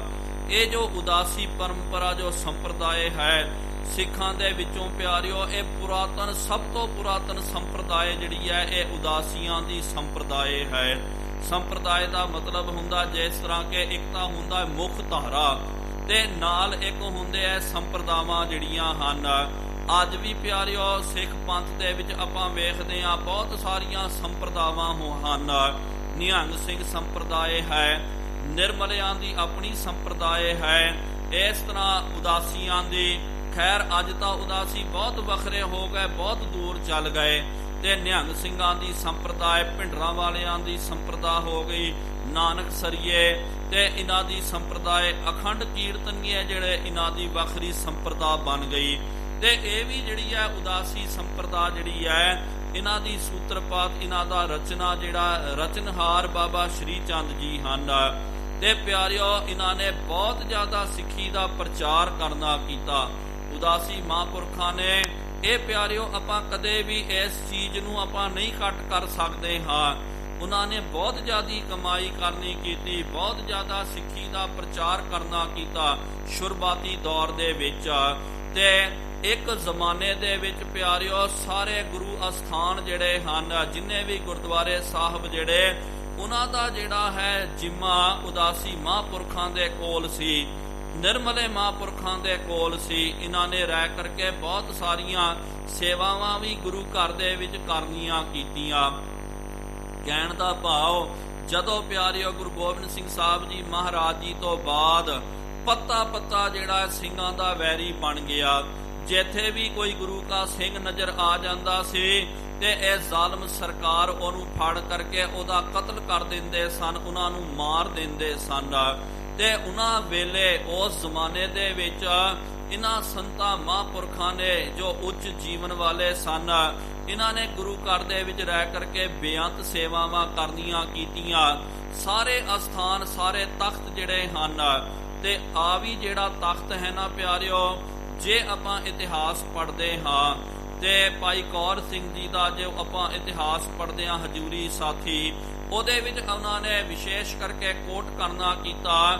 ਤੇ ਕੁਝ ਕੁ ਸਮਾਂ ਇੱਥੇ ਉਦਾਸੀ ਮਹਾਂਪੁਰਖਾਂ ਨੇ ਵੀ ਤੇ ਇੱਥੇ ਤਖਤ ਸਾਹਿਬ ਜੀ ਦੇ ਵਿੱਚ ਉਹਨਾਂ ਨੇ ਲੰਬਾ ਸਮਾਂ ਸੇਵਾ ਕਰਨੀ ਕੀਤੀ ਹੈ। ਤੇ ਬਾਅਦ ਦੇ ਵਿੱਚ ਤੇ ਤਖਤ ਸ੍ਰੀ ਕੇਸਗੜ੍ਹ ਸਾਹਿਬ, ਹਰਮੰਦਰ ਸਾਹਿਬ, ਅਕਾਲ ਤਖਤ ਸਾਹਿਬ, ਤਰਨ ਤਾਰਨ ਸਾਹਿਬ ਆਦਿਕ ਇਹਨਾਂ ਦੀਆਂ ਹੀ ਪਿਆਰਿਓ ਸੇਵਾਵਾਂ ਚੱਲਦੀਆਂ ਸਨ। ਬਹੁਤ ਜ਼ਿਆਦਾ ਇਹਨਾਂ ਨੇ ਜਿਹੜੇ ਸੱਚੇ ਮਹਾਂਪੁਰਖ ਜਿਹੜੇ ਸਨ ਉਹਨਾਂ ਨੇ ਬਹੁਤ ਜ਼ਿਆਦਾ ਪਿਆਰਿਓ ਸਿੱਖੀ ਦਾ ਪ੍ਰਚਾਰ ਪ੍ਰਸਾਰ ਕਰਨਾ ਕੀਤਾ। ਬੇਅੰਤ ਸਰੂਪ ਜਿਹੜੇ ਹਨ ਇਹਨਾਂ ਮਹਾਂਪੁਰਖਾਂ ਨੇ ਆਉਣ ਵਾਲੇ ਆਪਣੇ ਚੇਲਿਆਂ ਤੋਂ, ਉਹਨਾਂ ਤੋਂ ਲਿਖਾਰੀਆਂ ਤੋਂ ਲਵਾ ਕਰਕੇ ਉਹਨਾਂ ਨੇ ਪੁਰਾਤਨ ਹਸਤ ਲਿਖਤ ਸਰੂਪ ਉਹਨਾਂ ਨੇ ਤਿਆਰ ਕਰਨੇ ਕੀਤੇ। ਬਹੁਤ ਪਿਆਰਿਓ ਉਹਨਾਂ ਨੇ ਗੁਰੂ ਘਰ ਦੀ ਸੇਵਾ ਵੀ ਕਰਨੀ ਕੀਤੀ ਹੈ। ਲੇਕਿਨ ਜਦੋਂ ਸਮਾਂ ਬਦਲਦਾ ਗਿਆ, ਇਹ ਵੀ ਪਿਆਰਿਓ ਇੱਕ ਪਹਿਲੂ ਹੈ, ਇੱਕ ਪੱਖ ਹੈ, ਕਿਉਂਕਿ ਕੋਈ ਵੀ ਚੀਜ਼ ਦਾ ਪਿਆਰਿਓ ਦੋ ਪਹਿਲੂ ਜ਼ਰੂਰ ਹੁੰਦੇ ਹਨ। ਕੋਈ ਵੀ ਬੰਦਾ ਹੋਵੇ ਤੇ ਕੋਈ ਵੀ ਜਾਤੀ ਹੋਵੇ, ਸੰਪਰਦਾ ਹੋਵੇ, ਇੱਕ ਉਹਦਾ ਚੰਗਾ ਪਹਿਲੂ ਵੀ ਹੁੰਦਾ ਤੇ ਇੱਕ ਮਾੜਾ ਪਹਿਲੂ ਵੀ ਜ਼ਰੂਰ ਹੁੰਦਾ। ਇਹ ਇਹਨਾਂ ਦਾ ਚੰਗਾ ਜਿਹੜਾ ਪਹਿਲੂ ਸੀ ਤੇ ਇਹਨਾਂ ਨੇ ਗੁਰੂ ਘਰ ਦੀਆਂ ਬਹੁਤ ਸੇਵਾਵਾਂ ਕਰਨੀਆਂ ਕੀਤੀਆਂ। ਸਾਰੇ ਅਸਥਾਨ ਜਿਹੜੇ ਹਨ ਇਹਨਾਂ ਦੇ ਕੰਟਰੋਲ ਦੇ ਵਿੱਚ ਸਨ। ਲੇਕਿਨ ਫਿਰ ਪਿਆਰਿਓ ਕੀ ਹੋਇਆ, ਜਦੋਂ ਬਹੁਤ ਜ਼ਿਆਦੀ ਸੰਪत्ति ਆ ਗਈ ਹੈ ਗੁਰੂ ਘਰ ਦੇ ਵਿੱਚ ਤੇ ਫਿਰ ਇਹ ਜਿਹੜੇ ਮਹੰਤ ਜਿਹੜੇ ਬੈਠੇ ਹੋਏ ਸਨ ਤੇ ਕਾਬਜ ਮਹੰਤ ਉਹ ਲਾਲਚੀ ਬਣ ਗਏ ਤੇ ਸਰਕਾਰਾਂ ਨੇ ਵੀ ਕੀ ਕਰਨਾ ਕੀਤਾ, ਇਹਨਾਂ ਮਹੰਤਾਂ ਨੂੰ ਖਰੀਦ ਕਰਕੇ ਰੱਖ ਲਿਆ। ਕਿਉਂਕਿ ਸਰਕਾਰ ਪਿਆਰਿਓ ਕਦੇ ਵੀ ਇਹ ਨਹੀਂ ਚਾਹੁੰਦੀ ਹੈ ਕਿ ਹਰ ਥਾਂ ਤੇ ਸਰਕਾਰ ਇਹ ਚਾਹੁੰਦੀ ਕਿ ਭਾਈ ਸਾਡਾ ਕਬਜ਼ਾ ਹੋਵੇ, ਹਰ ਥਾਂ ਤੇ ਸਾਡਾ ਕਬਜ਼ਾ ਹੋਵੇ, ਸਾਡੀ ਗੱਲ ਉੱਠੇ। ਤੇ ਫਿਰ ਕੀ ਕਰਦੇ, ਜ਼ਿਆਦਾ ਕਰਕੇ ਧਰਮ ਅਸਥਾਨਾਂ ਦੇ ਉੱਤੇ ਵੀ ਪਿਆਰਿਓ ਸਰਕਾਰ ਕੀ ਕਰਦੀ ਹੈ, ਆਪਣੇ ਦੇ ਜਿਹੜੇ ਬੰਦੇ ਬੈਠੇ ਹੋਏ ਹੁੰਦੇ ਹਨ ਉਹ ਫਿਰ ਉਹ ਮਾਮਲੇ ਨੂੰ ਵਧਣ ਨਹੀਂ ਦਿੰਦੇ, ਉਹਨੂੰ ਫਿਰ ਸ਼ਾਂਤ ਕਰ ਦਿੰਦੇ, ਉਹ ਰਫਾ ਦਫਾ ਕਰ ਦਿੰਦੇ ਹਨ। ਇਸ ਤਰ੍ਹਾਂ ਦੀ ਚਾਲ ਖੇਡਣ ਵਾਸਤੇ ਸਰਕਾਰਾਂ ਨੇ ਕੀ ਕਰਨਾ ਕੀਤਾ, ਇਹਨਾਂ ਨੂੰ ਬਹੁਤ ਜ਼ਿਆਦਾ ਸ਼ੈ ਦੇ ਦਿੱਤੀ, ਬਹੁਤ ਜ਼ਿਆਦੀ ਇਹਨਾਂ ਨੂੰ ਜਗੀਰ ਲਵਾ ਦਿੱਤੀ, ਬਹੁਤ ਜ਼ਿਆਦੀ ਮਾਇਆ ਇਹਨਾਂ ਦੇ ਕੋਲ ਜਦੋਂ ਆ ਗਈ ਤੇ ਡੇਰਾਵਾਦ ਇਹਨਾਂ ਦਾ ਜਦੋਂ ਸ਼ੁਰੂ ਹੋ ਗਿਆ ਤੇ ਇਹਨਾਂ ਨੇ ਫਿਰ ਪਿਆਰਿਓ ਗੁਰੂ ਘਰਾਂ ਦੇ ਉੱਤੇ ਕਬਜ਼ੇ ਕਰਨੇ ਸ਼ੁਰੂ ਕਰ ਦਿੱਤੇ। ਲਾਲਚ ਦੇ ਵਸ ਆ ਕਰਕੇ ਫਿਰ ਆਪਣੇ ਕੋਲ ਇਹਨਾਂ ਨੇ ਗੁੰਡਿਆਂ ਨੂੰ ਪਾਲ ਕਰਕੇ ਰੱਖਣਾ ਤੇ ਫਿਰ ਗਲਤ ਕੰਮ ਕਰਨਾ ਤੇ ਇਹੋ ਜਿਹੇ ਫਿਰ ਇਹਨਾਂ ਨੇ ਜਿਹੜੇ ਵਿਗੜ ਤਿਗੜ ਗਏ ਸਨ, ਬਹੁਤ ਜ਼ਿਆਦਾ ਇਹਨਾਂ ਨੇ ਗੁਰੂ ਘਰ ਦੇ ਵਿੱਚ ਫਿਰ ਬਦਫੈਲੀਆਂ ਵੀ ਕਰਨੀਆਂ ਕੀਤੀਆਂ, ਬਹੁਤ ਜ਼ਿਆਦਾ ਇਹਨਾਂ ਨੇ ਪਾਪ ਕਰਨਾ ਕੀਤਾ। ਤੇ ਜ਼ਿਆਦਾ ਕਰਕੇ ਪਿਆਰਿਓ ਜਦੋਂ ਆਪਾਂ ਇਤਿਹਾਸ ਪੜ੍ਹਦੇ ਹਾਂ ਗੁਰਦੁਆਰਾ ਨਨਕਾਣਾ ਸਾਹਿਬ, ਜਿੱਥੋਂ ਦਾ ਮਹੰਤ ਜਿਹੜਾ ਸੀ ਨਰਾਇਣ ਦਾਸ ਤੇ ਜਿਹਨੂੰ ਨਰਾਇਣੂ ਕਰਕੇ ਆਪਾਂ ਬੋਲਦੇ ਹਾਂ, ਬਹੁਤ ਵੱਡਾ ਅਤ ਦਾ ਅਯਾਸ਼ ਬੰਦਾ ਸੀ। ਆਪਣੇ ਆਪ ਨੂੰ ਅਖਾਉਂਦਾ ਸੀ ਕਿ ਭਾਈ ਮੈਨੇ ਵਿਆਹ ਨਹੀਂ ਕਰਨਾ ਕੀਤਾ, ਮੈਂ ਜਤੀਆਂ ਬਾਲ ਜਤੀਆਂ, ਲੇਕਿਨ ਬਹੁਤ ਸਾਰੀਆਂ ਇਹਨੇ ਆਪਣੇ ਕੋਲ ਵੇਸ਼ਵਾਵਾਂ ਰੱਖਣੀਆਂ ਕੀਤੀਆਂ। ਗੁਰੂ ਘਰ ਦੇ ਵਿੱਚ ਪਿਆਰਿਓ ਵੇਸ਼ਵਾਵਾਂ ਦਾ ਇਹ ਨਾਚ ਵੀ ਨਚਾਉਂਦਾ ਸੀ ਤੇ ਕਹਿੰਦਾ ਸੀ ਕਿ ਭਾਈ ਇਹ ਰਾਸ ਹੋ ਰਿਹਾ। ਗੁਰੂ ਘਰ ਦੇ ਵਿੱਚ ਸ਼ਰਾਬਾਂ ਦੇ ਇਹਨੇ ਦੌਰ ਚਲਾਉਣੇ ਕੀਤੇ ਤੇ ਫਿਰ ਕੋਈ ਨੀਵੀਂ ਜਾਤ ਵਾਲਾ ਅਖੌਤੀ ਬੰਦਾ ਆਵੇ ਤੇ ਇਹਨਾਂ ਨੇ ਜੋ ਜੰਜੀਰਾਂ ਤੋਂ ਸਤਿਗੁਰੂ ਮਹਾਰਾਜ ਜੀ ਨੇ ਸਾਨੂੰ ਜੰਜੀਰਾਂ ਤੋੜ ਕੇ ਇਹ ਜਾਤ ਪਾਤ ਦੀਆਂ ਜੰਜੀਰਾਂ ਤੋਂ ਸਾਨੂੰ ਲਾਹ ਕਰਕੇ ਸਾਨੂੰ ਸੁਤੰਤਰ ਬਣਾਇਆ ਸੀ ਤੇ ਇਹਨਾਂ ਨੇ ਫਿਰ ਪਿਆਰਿਓ ਉਹ ਜਾਤ ਪਾਤ ਸ਼੍ਰੇਣੀਆਂ ਦੇ ਵਿੱਚ ਉਹ ਜੰਜੀਰਾਂ ਦੇ ਵਿੱਚ ਸਾਰਿਆਂ ਨੂੰ ਜਕੜ ਲਿਆ। ਕਿਹਾ ਕਿ ਭਾਈ ਨੀਵੀਂ ਜਾਤ ਵਾਲਾ ਨਹੀਂ ਆ ਸਕਦਾ, ਪੂਜਾ ਕਰਨ ਦਾ ਅਧਿਕਾਰ ਸਿਰਫ ਪੁਜਾਰੀ ਨੂੰ ਹੈ, ਸਿਰਫ ਪੁਜਾਰੀ ਹੀ ਪੂਜਾ ਕਰ ਸਕਦਾ, ਦੂਜੇ ਤੀਜੇ ਪੂਜਾ ਨਹੀਂ ਕਰ ਸਕਦੇ। ਤੇ ਪੂਰੀ ਗੁਰੂ ਘਰ ਦੀ ਪਿਆਰਿਓ ਜ਼ਮੀਨ ਜਿਹੜੀ ਹੈ, ਕਿਉਂਕਿ ਸਰਕਾਰ ਦੇ ਇਹ ਬੰਦੇ ਸਨ ਤੇ ਸਰਕਾਰੀ ਬੰਦਿਆਂ ਨੂੰ ਫੜ ਕਰਕੇ ਗੁਰੂ ਘਰ ਦੀਆਂ ਜ਼ਮੀਨਾਂ ਜਿਹੜੀਆਂ ਹਨ ਗੁਰੂ ਘਰ ਤੋਂ ਹਟਾ ਕਰਕੇ ਇਹਨਾਂ ਨੇ ਸਿੱਧਾ ਪਿਆਰਿਓ ਆਪਣੇ ਨਾਮ ਦੇ ਉੱਤੇ ਇਹਨਾਂ ਨੇ ਜ਼ਮੀਨਾਂ ਲਾ ਲਈਆਂ, ਆਪ ਮਾਲਕ ਬਣ ਕਰਕੇ ਬੈਠ ਗਏ। ਇੰਨਾ ਵੱਡਾ ਜਦੋਂ ਸਰਮਾਇਆ ਆ ਗਿਆ ਉਹਨੂੰ ਸਾਂਭਣ ਵਾਸਤੇ ਗੁੰਡਿਆਂ ਨੂੰ ਵੀ ਇਹਨਾਂ ਨੇ ਰੱਖਣਾ ਕੀਤਾ। ਤੇ ਪਿਆਰਿਓ ਫਿਰ ਕੀ ਹੋਇਆ, ਸ਼੍ਰੀ ਨਨਕਾਣਾ ਸਾਹਿਬ ਦੇ ਵਿੱਚ ਬਹੁਤ ਵੱਡਾ ਪਿਆਰਿਓ ਇਹ ਸਾਕਾ ਹੈ ਗੁਰਦੁਆਰਾ ਨਨਕਾਣਾ ਸਾਹਿਬ ਤੇ ਇਤਿਆਦਿਕ ਔਰ ਅਸਥਾਨਾਂ ਦਾ। ਫਿਰ ਉੱਥੇ ਇੱਕ ਵਾਰੀ ਇੱਕ ਜੱਜ ਜਿਹੜਾ ਸੀ ਪਾਕਿਸਤਾਨ ਦਾ ਤੇ ਉਹ ਆਪਣੀ ਬੱਚੀ ਨੂੰ ਲੈ ਕਰਕੇ ਗਿਆ ਸੀ ਉੱਥੇ ਗੁਰਦੁਆਰਾ ਨਨਕਾਣਾ ਸਾਹਿਬ ਦੇ ਦਰਸ਼ਨ ਕਰਨ ਵਾਸਤੇ। ਤੇ ਉਸ ਵੇਲੇ ਰਾਤਰੀ ਦਾ ਸਮਾਂ ਸੀ, ਅੰਧਕਾਰ ਹੋ ਗਿਆ ਤੇ ਬਿਜਲੀ ਦਾ ਤਾਂ ਇਜਾਦ ਨਹੀਂ ਹੋਇਆ ਤੇ ਉਹਦੀ ਬੱਚੀ ਨੇ ਕੀ ਕਰਨਾ ਕੀਤਾ, ਜੱਜ ਨੇ ਕਿਹਾ, ਬੱਚੀ ਜਿਹੜੀ ਆਰਬਲਾ ਸੀ ਇੱਕ 11-12 ਸਾਲ ਦੀ ਉਹਦੀ ਆਰਬਲਾ ਸੀ, ਉਹਨੂੰ ਕਿਹਾ ਕਿ ਜਾ ਬੇਟਾ ਜਾ ਕਰਕੇ ਇਹ ਬਾਬਾ ਜਿਹੜਾ ਉਹਨਾਂ ਤੋਂ ਫਿਰ ਮਿੱਟੀ ਦਾ ਤੇਲ ਲੈ ਕੇ ਆਣਾ ਕਰ, ਆਪਾਂ ਕਮਰੇ ਦੇ ਵਿੱਚ ਦੀਆ ਜਗਾਉਣਾ ਕਰੀਏ। ਨਰਾਇਣ ਵਾਸਤੇ ਜਦੋਂ ਗਈ ਤੇ ਮਹੰਤ ਨਰਾਇਣ ਦਾਸ ਦੇ ਬੰਦਿਆਂ ਨੇ, ਗੁੰਡਿਆਂ ਨੇ ਉਹ ਬੱਚੀ ਨੂੰ ਫੜ ਕਰਕੇ ਉਹਦਾ ਬਲਾਤਕਾਰ ਕਰਕੇ ਉਹਨੂੰ ਖਤਮ ਕਰ ਦਿੱਤਾ ਗੁਰੂ ਘਰ ਦੇ ਵਿੱਚ। ਇਸ ਤਰ੍ਹਾਂ ਬਹੁਤ ਸਾਰੀਆਂ ਬੱਚੀਆਂ ਦੀ ਇਹਨਾਂ ਨੇ ਗੁਰੂ ਘਰ ਦੇ ਵਿੱਚ, ਪਿਆਰਿਓ, ਗੁਰੂ ਘਰ ਦੇ ਕੰਪਲੈਕਸ ਦੇ ਵਿੱਚ ਇਹਨਾਂ ਨੇ ਇੱਜ਼ਤ ਨੂੰ ਤਾਰ-ਤਾਰ ਕਰਨਾ ਕੀਤਾ। ਬੇਅੰਤ ਇਹਨਾਂ ਨੇ ਕੁਰੀਤੀਆਂ ਕਰਨੀਆਂ ਕੀਤੀਆਂ। ਫਿਰ ਪਿਆਰਿਓ, ਗੁਰਦੁਆਰਾ ਸੁਧਾਰ ਲਹਿਰ ਦੇ ਤਹਿਤ ਸਿੰਘਾਂ ਨੇ ਜਦੋਂ ਵੇਖਿਆ ਕਿ ਭਾਈ ਇਹ ਮਹੰਤ, ਇਹ ਪੁਜਾਰੀ ਜਿਹੜੇ ਬਹੁਤ ਜ਼ਿਆਦਾ ਵਿਗੜੇ ਤਿਗੜੇ ਹੋ ਗਏ, ਕਿਤੇ ਆਖੇ ਨਹੀਂ ਲੱਗਦੇ, ਇਹਨਾਂ ਨੇ ਫਿਰ ਸਿੰਘਾਂ ਨੇ ਪਿਆਰਿਓ ਸ਼ਾਂਤੀਪੂਰਕ ਢੰਗ ਦੇ ਨਾਲ ਬੜੇ ਮੋਰਚੇ ਕਰਨੇ ਕੀਤੇ ਤੇ ਕਰਤਾਰ ਸਿੰਘ ਜੀ ਝੱਬਰ ਹੋਏ ਹਨ, ਤੇਜਾ ਸਿੰਘ ਜੀ ਸਮੁੰਦਰੀ ਆਦਿਕ, ਭਾਈ ਲਛਮਣ ਸਿੰਘ ਜੀ ਆਦਿਕ, ਇਹਨਾਂ ਨੇ ਵੱਡੇ ਵੱਡੇ ਜਥੇ ਬਣਾ ਕਰਕੇ ਸ਼ਾਂਤੀਪੂਰਕ ਢੰਗ ਦੇ ਨਾਲ, ਤੇ ਜਦੋਂ ਪਿਆਰਿਓ ਇੱਕ ਜਥਾ ਜਿਹੜਾ ਹੈ ਗੁਰਦੁਆਰੇ ਨੂੰ ਆਜ਼ਾਦ ਕਰਾਉਣ ਦੇ ਵਾਸਤੇ ਨਿਕਲਿਆ, ਤੇ ਅੱਗੋਂ ਜਦੋਂ ਮਹੰਤ ਨਰਾਇਣ ਦਾਸ ਬੈਠਿਆ ਹੋਇਆ, ਉਹਨੂੰ ਸਭ ਪਤਾ ਲੱਗ ਗਿਆ ਕਿ ਸਿੰਘਾਂ ਦਾ ਜਥਾ ਆਉਣ ਵਾਲਾ ਹੈ। ਉਹਨੇ ਵੀ ਪਿਆਰਿਓ ਗੁੰਡਿਆਂ ਨੂੰ ਮੰਗਾ ਕੇ ਰਾਈਫਲਾਂ ਆਦਿਕ ਤੇ ਨਾਲ ਗੋਲਾ ਬਰੂਦ ਦਾ ਵੀ ਇਹਨੇ ਪ੍ਰਬੰਧ ਕਰਨਾ ਕੀਤਾ। ਜਦੋਂ ਪਿਆਰਿਓ ਸ਼ਾਂਤੀਪੂਰਕ ਢੰਗ ਦੇ ਨਾਲ ਸਿੰਘਾਂ ਦਾ ਜਥਾ ਜਦੋਂ ਸ਼੍ਰੀ ਨਨਕਾਣਾ ਸਾਹਿਬ ਜੀ ਦੇ ਵਿੱਚ ਪ੍ਰਵੇਸ਼ ਹੋਇਆ, ਜਾ ਕਰਕੇ ਉਹਨਾਂ ਨੇ ਸ਼ਬਦ ਕੀਰਤਨ ਕਰਨਾ ਕੀਤਾ ਤੇ ਮਹੰਤ ਨਰਾਇਣੂ ਦੇ ਬੰਦੇ ਜਿਹੜੇ ਹਨ, ਗੁੰਡਿਆਂ ਨੇ ਮੇਨ ਮੁੱਖ ਗੇਟ ਜਿਹੜਾ ਹੈ ਉਹਨੂੰ ਬੰਦ ਕਰ ਦਿੱਤਾ ਤੇ ਸਾਰੇ ਗੇਟ ਬੰਦ ਕਰਕੇ ਇਹਨਾਂ ਨੇ ਗੋਲੀਬਾਰੀ ਸ਼ੁਰੂ ਕਰ ਦਿੱਤੀ। ਜਿਹੜੇ ਸ਼ਾਂਤੀਪੂਰਕ ਢੰਗ ਦੇ ਨਾਲ ਗੁਰੂ ਘਰ ਦੇ ਵਿੱਚ ਬੈਠੇ ਹੋਏ ਸਨ ਤੇ ਗੁਰਦੁਆਰਾ ਨਨਕਾਣਾ ਸਾਹਿਬ ਦੇ ਵਿੱਚ ਗੋਲੀਆਂ ਮਾਰ ਕਰਕੇ ਉਹਨਾਂ ਨੂੰ ਛੰਨੀ ਕਰ ਦਿੱਤਾ ਗਿਆ।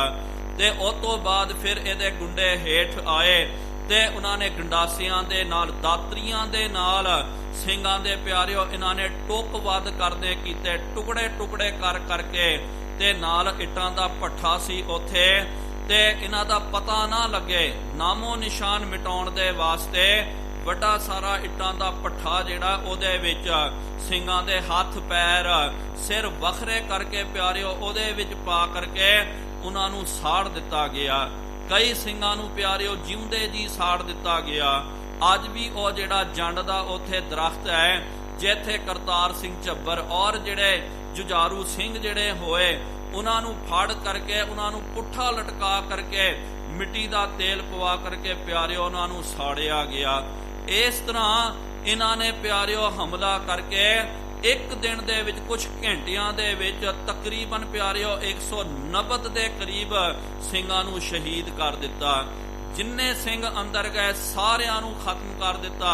ਉਹਨਾਂ ਦੇ ਵਿੱਚ ਬੱਚੇ ਵੀ ਸਨ, ਬੀਬੀਆਂ ਵੀ ਸਨ।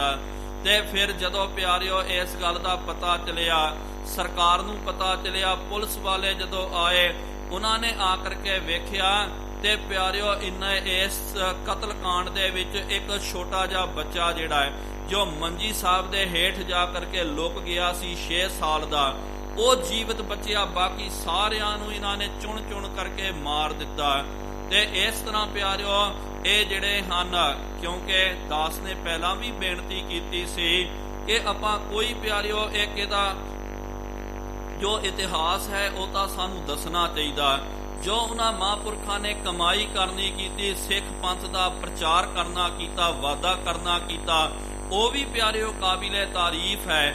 ਲੇਕਿਨ ਬਾਅਦ ਦੇ ਜਿਹੜੇ ਬੰਦੇ ਜਿਹੜੇ ਹੋਏ ਹਨ, ਜਦੋਂ ਮਾਇਆ ਆ ਗਈ ਉਹਨਾਂ ਦੇ ਕੋਲ, ਗੁਰੂ ਘਰ ਨੂੰ ਇਹਨਾਂ ਲੋਕਾਂ ਨੇ ਆਪਣਾ ਘਰ ਬਣਾ ਲਿਆ, ਗੁਰੂ ਘਰ ਦੇ ਉੱਤੇ ਰਾਜ ਕਰਨਾ ਸ਼ੁਰੂ ਕਰ ਦਿੱਤਾ। ਗੁਰੂ ਕੀ ਗੋਲਕ ਜਿਹੜੀ ਹੈ ਆਪਣੇ ਨਿੱਜੀ ਸਵਾਰਥਾਂ ਵਾਸਤੇ, ਅਯਾਸ਼ੀਆਂ ਦੇ ਵਾਸਤੇ ਵਰਤਣਾ ਕੀਤਾ। ਇਹੋ ਜਿਹੇ ਪਿਆਰਿਓ ਬੇਅੰਤ ਗੁਰੂ ਘਰ ਦੇ ਵਿੱਚ ਇਹਨਾਂ ਨੇ ਕਾਰਨਾਮੇ ਕਰਨੇ ਕੀਤੇ। ਫਿਰ ਸਿੰਘਾਂ ਨੇ ਮੋਰਚਾ ਲਾ ਕਰਕੇ ਤੇ ਗੁਰਦੁਆਰਾ ਸੁਧਾਰ ਕਮੇਟੀ ਇਹਨਾਂ ਨੇ ਬਣਾ ਕਰਕੇ, ਜਿੱਥੋਂ ਇਹਨਾਂ ਦਾ ਜਿਹੜਾ ਸੀ ਉਦਾਸੀਆਂ ਦਾ ਜਾਂ ਜਿੱਥੇ ਇਹ ਬਦਫੈਲੀਆਂ ਕਰਦੇ ਸਨ, ਉੱਥੇ ਫਿਰ ਸਿੰਘਾਂ ਦੇ ਜਥੇ ਨੇ ਜਾ ਕਰਕੇ ਆਪਣੇ ਗੁਰਦੁਆਰਿਆਂ ਨੂੰ ਪਿਆਰਿਓ ਇਹਨਾਂ ਦੇ ਚੰਗੁਲ ਤੋਂ ਆਜ਼ਾਦ ਕਰਾਉਣਾ ਕੀਤਾ। ਸ਼੍ਰੀ ਹਰਮੰਦਰ ਸਾਹਿਬ ਤੇ ਵੀ ਪਿਆਰਿਓ ਇਹਨਾਂ ਪੁਜਾਰੀਆਂ ਦਾ ਕਬਜ਼ਾ ਸੀ। ਤੇ ਫਿਰ ਉਸ ਵੇਲੇ ਇਹਨਾਂ ਦੇ ਵੇਲੇ ਤੇ ਕੋਈ ਜਿਹੜਾ ਅਖੌਤੀ ਨੀਵੀਂ ਜਾਤ ਵਾਲਾ ਕੜਾ ਪ੍ਰਸ਼ਾਦੀ ਦੇਗ ਜਿਹੜਾ ਗੁਰੂ ਘਰ ਦੇ ਵਿੱਚ ਨਹੀਂ ਚੜਾ ਸਕਦਾ। ਤੇ ਜੇ ਉਹਨਾਂ ਨੇ ਦਰਸ਼ਨ ਕਰਨਾ ਤੇ ਦੁਪਹਿਰ ਦਾ ਪਿਆਰਿਓ 1 ਘੰਟੇ ਦਾ ਟਾਈਮ ਨਿਯੁਕਤ ਕਰਨਾ ਕੀਤਾ ਕਿ ਇਹ ਸਮੇਂ ਦੇ ਵਿੱਚ ਜਿਹੜੇ ਵੀ ਨੀਵੀਂ ਜਾਤ ਵਾਲਿਆਂ ਨੇ ਦਰਸ਼ਨ ਕਰਨਾ ਨਾ ਸ੍ਰੀ ਦਰਬਾਰ ਸਾਹਿਬ ਦੇ, ਉਹ ਇਸ ਸਮੇਂ ਦੇ ਵਿੱਚ ਆ ਕਰਕੇ ਦਰਸ਼ਨ ਕਰਕੇ ਵਾਪਸ ਚੱਲ ਜਾਣ। ਉਸ ਤੋਂ ਬਾਅਦ ਫਿਰ ਸਾਫ਼ ਸਫਾਈ ਕਰਕੇ ਸੰਗਤਾਂ, ਆਮ ਸੰਗਤਾਂ ਨੂੰ, ਉੱਚ ਜਾਤੀ ਵਾਲਿਆਂ ਨੂੰ ਤੇ ਗੁਰੂ ਘਰ ਦੇ ਵਿੱਚ ਪ੍ਰਵੇਸ਼ ਕਰਾਇਆ ਜਾਂਦਾ ਸੀ। ਤੇ ਅੱਜ ਪਿਆਰਿਓ ਜਿਹੜਾ ਦਰਬਾਰ ਸਾਹਿਬ ਦੇ ਆਪਾਂ ਦਰਸ਼ਨ ਕਰਦੇ ਆ, ਤੇ ਜਦੋਂ ਇਹਨਾਂ ਦਾ ਕਬਜ਼ਾ ਸੀ ਤੇ ਇਹਨਾਂ ਨੇ ਦਰਬਾਰ ਸਾਹਿਬ ਕੰਪਲੈਕਸ ਦੇ ਵਿੱਚ, ਭਾਵ ਕੇ ਪ੍ਰਾਂਗਣ ਦੇ ਵਿੱਚ, ਸਰੋਵਰ ਦੇ ਆਸ-ਪਾਸ ਇਹਨਾਂ ਨੇ ਮੂਰਤੀਆਂ ਲਾਉਣੀਆਂ ਸ਼ੁਰੂ ਕਰ ਦਿੱਤੀਆਂ। ਗਣਪਤੀ ਦੀ ਮੂਰਤੀ ਮੁੱਖ ਗੇਟ ਦੇ ਉੱਤੇ ਲਾ ਦਿੱਤੀ ਸੀ, ਸ੍ਰੀ ਦਰਬਾਰ ਸਾਹਿਬ ਦੀ ਗੱਲ ਹੈ, ਤੇ ਵਿਸ਼ਨੂੰ ਦੀਆਂ ਮੂਰਤੀਆਂ ਲਾ ਦਿੱਤੀਆਂ, ਸ਼ਿਵ ਜੀ ਦੀਆਂ ਮੂਰਤੀਆਂ। ਇਸ ਤਰ੍ਹਾਂ ਬੜਾ ਪਿਆਰਿਓ ਇਹਨਾਂ ਨੇ ਫਿਰ ਰਲ ਗੱਡ ਕਰ ਦਿੱਤਾ। ਬਹੁਤ ਬਦਫੈਲੀਆਂ ਵੀ ਇਹਨਾਂ ਨੇ, ਜਿਹੜੇ ਸ਼ਰਾਰਤੀ ਅਨਸਰ ਸਨ ਇਸ ਸੰਪਰਦਾ ਦੇ ਵਿੱਚ, ਉਹਨਾਂ ਨੇ ਅੱਤ ਮਚਾ ਦਿੱਤੀ ਸੀ। ਫਿਰ ਸਿੰਘਾਂ ਨੇ ਪਿਆਰਿਓ ਬਹੁਤ ਤਗੜਾ ਮੋਰਚਾ ਲਾ ਕਰਕੇ, ਧਰਮ ਯੁੱਧ ਮੋਰਚਾ ਲਾ ਕਰਕੇ ਗੁਰੂ ਘਰ ਨੂੰ ਇਹਨਾਂ ਪਾਪੀਆਂ ਤੋਂ ਆਜ਼ਾਦ ਕਰਾਉਣਾ ਕੀਤਾ। ਆਜ਼ਾਦ ਕਰਕੇ ਫਿਰ ਸਿੱਖੀ ਦੀ ਜੋ ਮਰਿਆਦਾ ਹੈ, ਜੋ ਸਿਧਾਂਤ ਸਤਿਗੁਰੂ ਮਹਾਰਾਜ ਜੀ ਨੇ ਖਾਲਸੇ ਨੂੰ ਦਿੱਤਾ, ਉਹ ਸਿਧਾਂਤ ਜਿਹੜਾ ਲਾਗੂ ਕਰਨਾ ਕੀਤਾ ਗੁਰਦੁਆਰਾ ਸੁਧਾਰ ਲਹਿਰ ਦੇ ਤਹਿਤ ਮਰਿਆਦਾ ਬਣਾ ਕਰਕੇ। ਤੇ ਜਿੰਨੀਆਂ ਵੀ ਇਹਨਾਂ ਨੇ ਮੂਰਤੀਆਂ ਲਾਈਆਂ ਸਨ ਤੇ ਸਿੰਘਾਂ ਨੇ ਉਹਨਾਂ ਨੂੰ ਹਟਾ ਕਰਕੇ ਪਿਆਰਿਓ ਫਿਰ ਅੱਜ ਦਾ ਜਿਹੜਾ ਸਰੂਪ ਆਪਾਂ ਵੇਖ ਰਹੇ ਹਾਂ, ਜੇ ਇਹਨਾਂ ਦਾ ਪਿਆਰਿਓ ਉਹ ਕਬਜ਼ਾ ਰਹਿ ਜਾਂਦਾ ਤੇ ਫਿਰ ਅੱਜ ਖਾਲਸਾ ਪੰਥ ਜਿਹੜਾ ਹੈ, ਤੇ ਆਪਾਂ ਨਹੀਂ ਕਹਿ ਸਕਦੇ ਆ ਕਿ ਭਾਈ ਇਹਨਾਂ ਦੀ ਕੋਈ ਵੱਖਰੀ ਪਹਿਚਾਨ ਹੋ ਸਕਦੀ ਸੀ। ਉਹਨਾਂ ਦੇ ਵਿੱਚ ਹੀ ਆਪਾਂ ਨੇ ਦਬ ਜਾਣਾ ਸੀ। ਬੇਸ਼ੱਕ ਪਿਆਰਿਓ ਕੁਛ ਇਹਨਾਂ ਦੇ ਮਹਾਂਪੁਰਖਾਂ ਨੇ ਸ਼ੁਰੂਆਤੀ ਦੌਰ ਦੇ ਵਿੱਚ ਸਿੱਖੀ ਦਾ ਪ੍ਰਚਾਰ ਵੀ ਬੜਾ ਕਰਨਾ ਕੀਤਾ, ਫਿਰ ਪਿਆਰਿਓ ਬੜੇ ਔਂਤਰੇ ਵੀ ਹੋ ਗਏ, ਤੇ ਫਿਰ ਬਹੁਤ ਜ਼ਿਆਦਾ ਗੁਰੂ ਘਰ ਦੇ ਉੱਤੇ ਕਬਜ਼ੇ ਕਰਕੇ ਤੇ ਇਹਨਾਂ ਨੇ ਬਹੁਤ ਬੁਰੇ ਕੰਮ ਵੀ, ਗਲਤ ਕੰਮ ਵੀ ਕਰਨੇ ਕੀਤੇ। ਤੇ ਫਿਰ ਖਾਲਸੇ ਨੇ ਇਹਨਾਂ ਤੋਂ ਆਪਣੇ ਧਰਮ ਅਸਥਾਨਾਂ ਨੂੰ ਆਜ਼ਾਦ ਕਰਕੇ ਸੁਤੰਤਰ ਕਰਨਾ ਕੀਤਾ।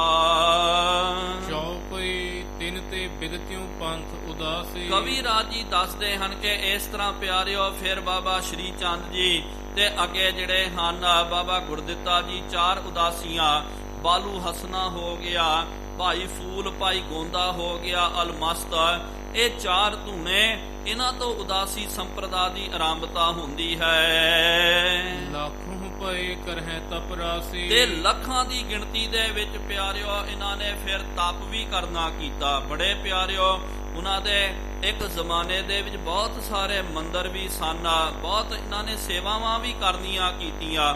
ਉਹਨੂੰ ਵੀ ਪਿਆਰਿਓ ਆਪਾਂ ਇਨਕਾਰ ਨਹੀਂ ਕਰ ਸਕਦੇ ਆ। ਦਾਸ ਦਾ ਇਹ ਕਹਿਣ ਦਾ ਭਾਵ ਹੈ, ਇਹ ਦਾਸ ਵੱਲੋਂ ਬੇਨਤੀ ਹੈ ਕਿ ਕਦੇ ਵੀ ਪਿਆਰਿਓ ਜਿਨ੍ਹਾਂ ਨੇ ਜੋ ਗਲਤ ਕੰਮ ਕਰਨਾ ਕੀਤਾ, ਉਹਨੂੰ ਗਲਤੀ ਵੀ ਪਿਆਰਿਓ ਸਾਹਮਣੇ ਰੱਖਣੀ ਚਾਹੀਦੀ ਹੈ, ਤੇ ਜੋ ਉਹਨਾਂ ਨੇ ਚੰਗਾ ਕੰਮ ਕਰਨਾ ਕੀਤਾ ਉਹਨੂੰ ਵੀ ਪਿਆਰਿਓ ਦਰਕਿਨਾਰ ਨਹੀਂ ਕਰਨਾ ਚਾਹੀਦਾ। ਅੱਜ ਜੇ ਆਪਾਂ ਦੇਖਦੇ ਆ ਨਾ, ਹਜੂਰ ਸਾਹਿਬ ਦੀ ਧਰਤੀ ਤੇ ਉਦਾਸੀਆਂ ਦੇ ਪਿਆਰਿਓ ਬੜੇ ਮੱਠ ਹਨ, ਤੇ ਆ ਜਿਹੜੀ ਹੈ ਜ਼ਮੀਨ ਜਿੱਥੇ ਹੁਣ ਤਹਿਸੀਲ ਆਫਿਸ ਬਣ ਗਈ ਹੈ, ਉਹ ਵੀ ਪਿਆਰਿਓ ਗੁਰੂ ਘਰ ਦੀ ਜ਼ਮੀਨ ਸੀ ਤੇ ਉਦਾਸੀਆਂ ਨੂੰ ਦਿੱਤੀ ਹੋਈ ਸੀ। ਉਥੇ ਉਹ ਇਲਾਕਾ ਹੀ ਪ੍ਰਚਲਿਤ ਹੈ ਕਿ ਭਾਈ ਉਦਾਸੀਨ ਮੱਠ ਕਰਕੇ। ਆ ਗੋਦਾਵਰੀ ਦੇ ਕੰਢੇ ਜਿੱਥੇ ਮਹਾਂਪੁਰਖਾਂ ਨੇ ਕਾਰ ਸੇਵਾ ਵਾਲਿਆਂ ਨੇ ਵੱਡੀ ਬਿਲਡਿੰਗ ਬਣਾਉਣੀ ਕੀਤੀ, ਉਹ ਵੀ ਪਿਆਰਿਓ ਪੂਰਾ ਉਦਾਸੀਆਂ ਦੇ ਕਬਜ਼ੇ ਦੇ ਵਿੱਚ ਸੀ। ਉਥੇ ਉਹਨਾਂ ਦਾ ਉਹ ਮੰਦਰ ਆਦਿਕ ਸੀ ਉਦਾਸੀਆਂ ਦਾ। ਬਹੁਤ ਸਾਰੀਆਂ ਇੱਥੇ ਵੀ ਉਹਨਾਂ ਦੀਆਂ ਥਾਵਾਂ ਸਨ, ਤੇ ਕਈ ਉਹਨਾਂ ਨੇ ਬਹੁਤ ਲੰਬਾ ਸਮਾਂ ਵੀ ਤਖਤ ਸਾਹਿਬ ਦੇ ਵਿੱਚ ਉਹਨਾਂ ਉਦਾਸੀਆਂ ਨੇ ਸੇਵਾ ਵੀ ਕਰਨੀ ਕੀਤੀ। ਸ਼੍ਰੀ ਨਾਨਕ ਕੇ ਅਸ ਜੁਗ ਨੰਦਨ। ਇਸ ਤਰ੍ਹਾਂ ਗੁਰੂ ਨਾਨਕ ਦੇਵ ਜੀ ਮਹਾਰਾਜ ਜੀ ਦੇ ਜੋ 2 ਨੰਦਨ ਹੋਏ ਹਨ, ਸੁਪੁੱਤਰ ਹੋਏ ਹਨ। ਊਕ ਸਿੰਘ ਠਾਨਤ ਬੰਦਨ। ਕਵੀ ਰਾਜ ਕਵੀ ਭਾਈ ਸੰਤੋਖ ਸਿੰਘ ਜੀ ਕਹਿੰਦੇ ਕਿ ਉਹਨਾਂ ਦੀ ਕਮਾਈ ਨੂੰ ਭਾਈ ਮੈਂ ਨਮਸਕਾਰ ਕਰਦਾ ਹਾਂ। ਇੱਕ ਸ਼੍ਰੀ ਗੁਰ ਪ੍ਰਤਾਪ ਸੂਰਜ ਗ੍ਰੰਥੇ ਪ੍ਰਥਮ ਰਾਸੇ ਸ਼੍ਰੀ ਨਾਨਕ ਪੁੱਤਰਨ ਪ੍ਰਸੰਗ ਵਰਣਨੰ ਨਾਮ ਖਸ਼ਟਮੋ ਅੰਸੂ। ਇੱਥੇ ਪਿਆਰਿਓ ਸੇਵਾ ਅੰਸੂ ਜਿਹੜਾ ਸਮਾਪਤ ਹੁੰਦਾ, ਅਗਲਾ ਅਧਿਆਇ ਉਹਦੀ ਆਰੰਭਤਾ ਹੈ ਜੀ। ਦੋਹਰਾ 15 ਸਤ ਖਟ 20 ਮੈਂ ਜਨਮ ਗੁਰੂ ਮਹਾਰਾਜ। ਤੇ ਹੁਣ ਕਵੀ ਰਾਜ ਜੀ ਦੱਸਦੇ ਹਨ ਗੁਰੂ ਪ੍ਰਣਾਲੀ ਦੇ ਬਾਬਤ ਇਹਨਾਂ ਨੇ ਦੱਸਣਾ ਹੈ ਸੰਖੇਪ ਦੇ ਵਿੱਚ।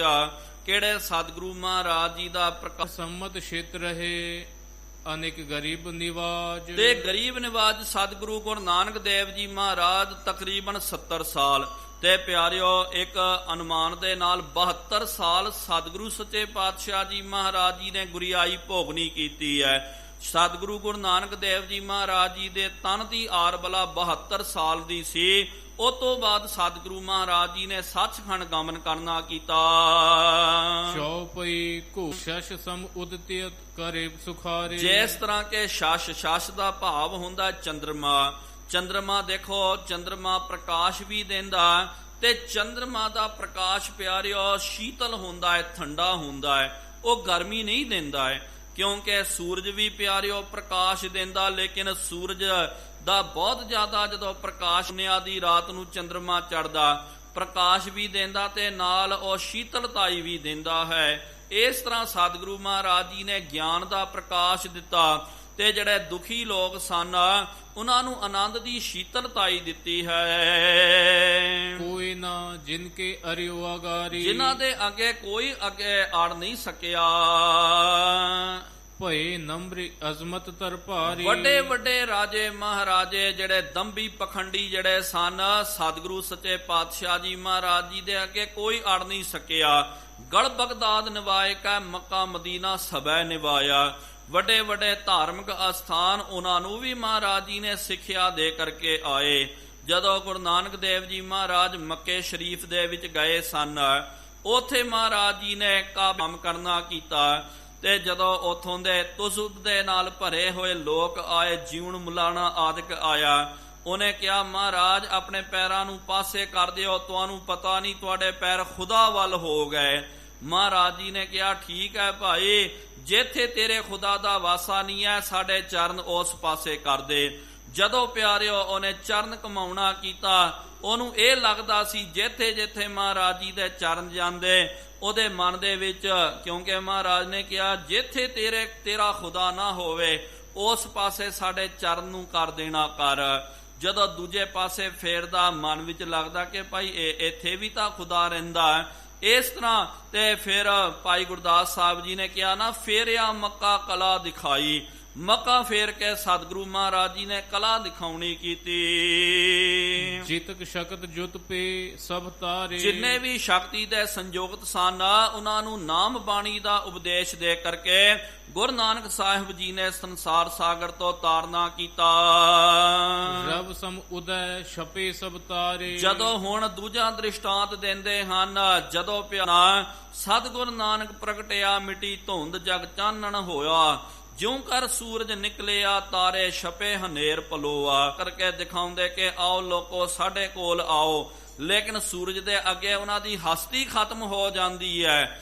ਇਸ ਤਰ੍ਹਾਂ ਹੀ ਪਿਆਰਿਓ ਜਿੱਥੇ ਸੱਚ ਆ ਜਾਵੇ ਝੂਠ ਉਥੋਂ ਖਤਮ ਹੋ ਜਾਂਦਾ ਤੇ ਜਿੱਥੇ ਝੂਠ ਦਾ ਬੋਲਬਾਲਾ ਹੈ ਸਮਝ ਲਿਓ ਉੱਥੇ ਸੱਚ ਨਹੀਂ ਹੈ। ਇਸ ਤਰ੍ਹਾਂ ਸਤਿਗੁਰੂ ਮਹਾਰਾਜ ਪ੍ਰਗਟ ਹੋਏ, ਸਾਰੇ ਦੰਭੀ ਪਖੰਡੀ ਭੱਜ ਗਏ। 1596 ਮਾਹੂ। ਤੇ ਗੁਰੂ ਨਾਨਕ ਦੇਵ ਜੀ ਮਹਾਰਾਜ ਜੀ ਨੇ 1596 ਦੇ ਵਿੱਚ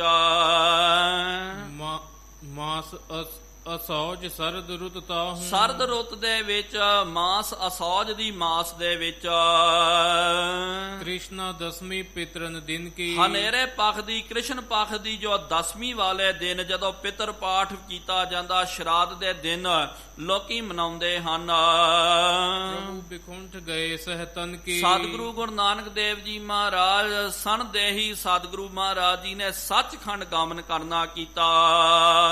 ਐਰਾਵਤੀ ਕੂਲ ਅਭਿਰਾਵ। ਐਰਾਵਤੀ ਦਾ ਭਾਵ ਕਿ ਰਾਵੀ ਦਰਿਆ ਦੇ ਕੰਢੇ ਦੇ ਉੱਤੇ ਤਹਿ ਕਰਤਾਰਪੁਰਾ ਕੀ ਅਗਰਾ। ਸਤਿਗੁਰੂ ਮਹਾਰਾਜ ਗੁਰੂ ਨਾਨਕ ਦੇਵ ਜੀ ਮਹਾਰਾਜ ਜੀ ਨੇ ਆਪਣਾ ਨਗਰ ਜਿਹੜਾ ਹੈ ਵਸਾਉਣਾ ਕੀਤਾ। ਇਹਦੇ ਬਾਬਤ ਵੀ ਕਥਾ ਆਉਂਦੀ ਹੈ।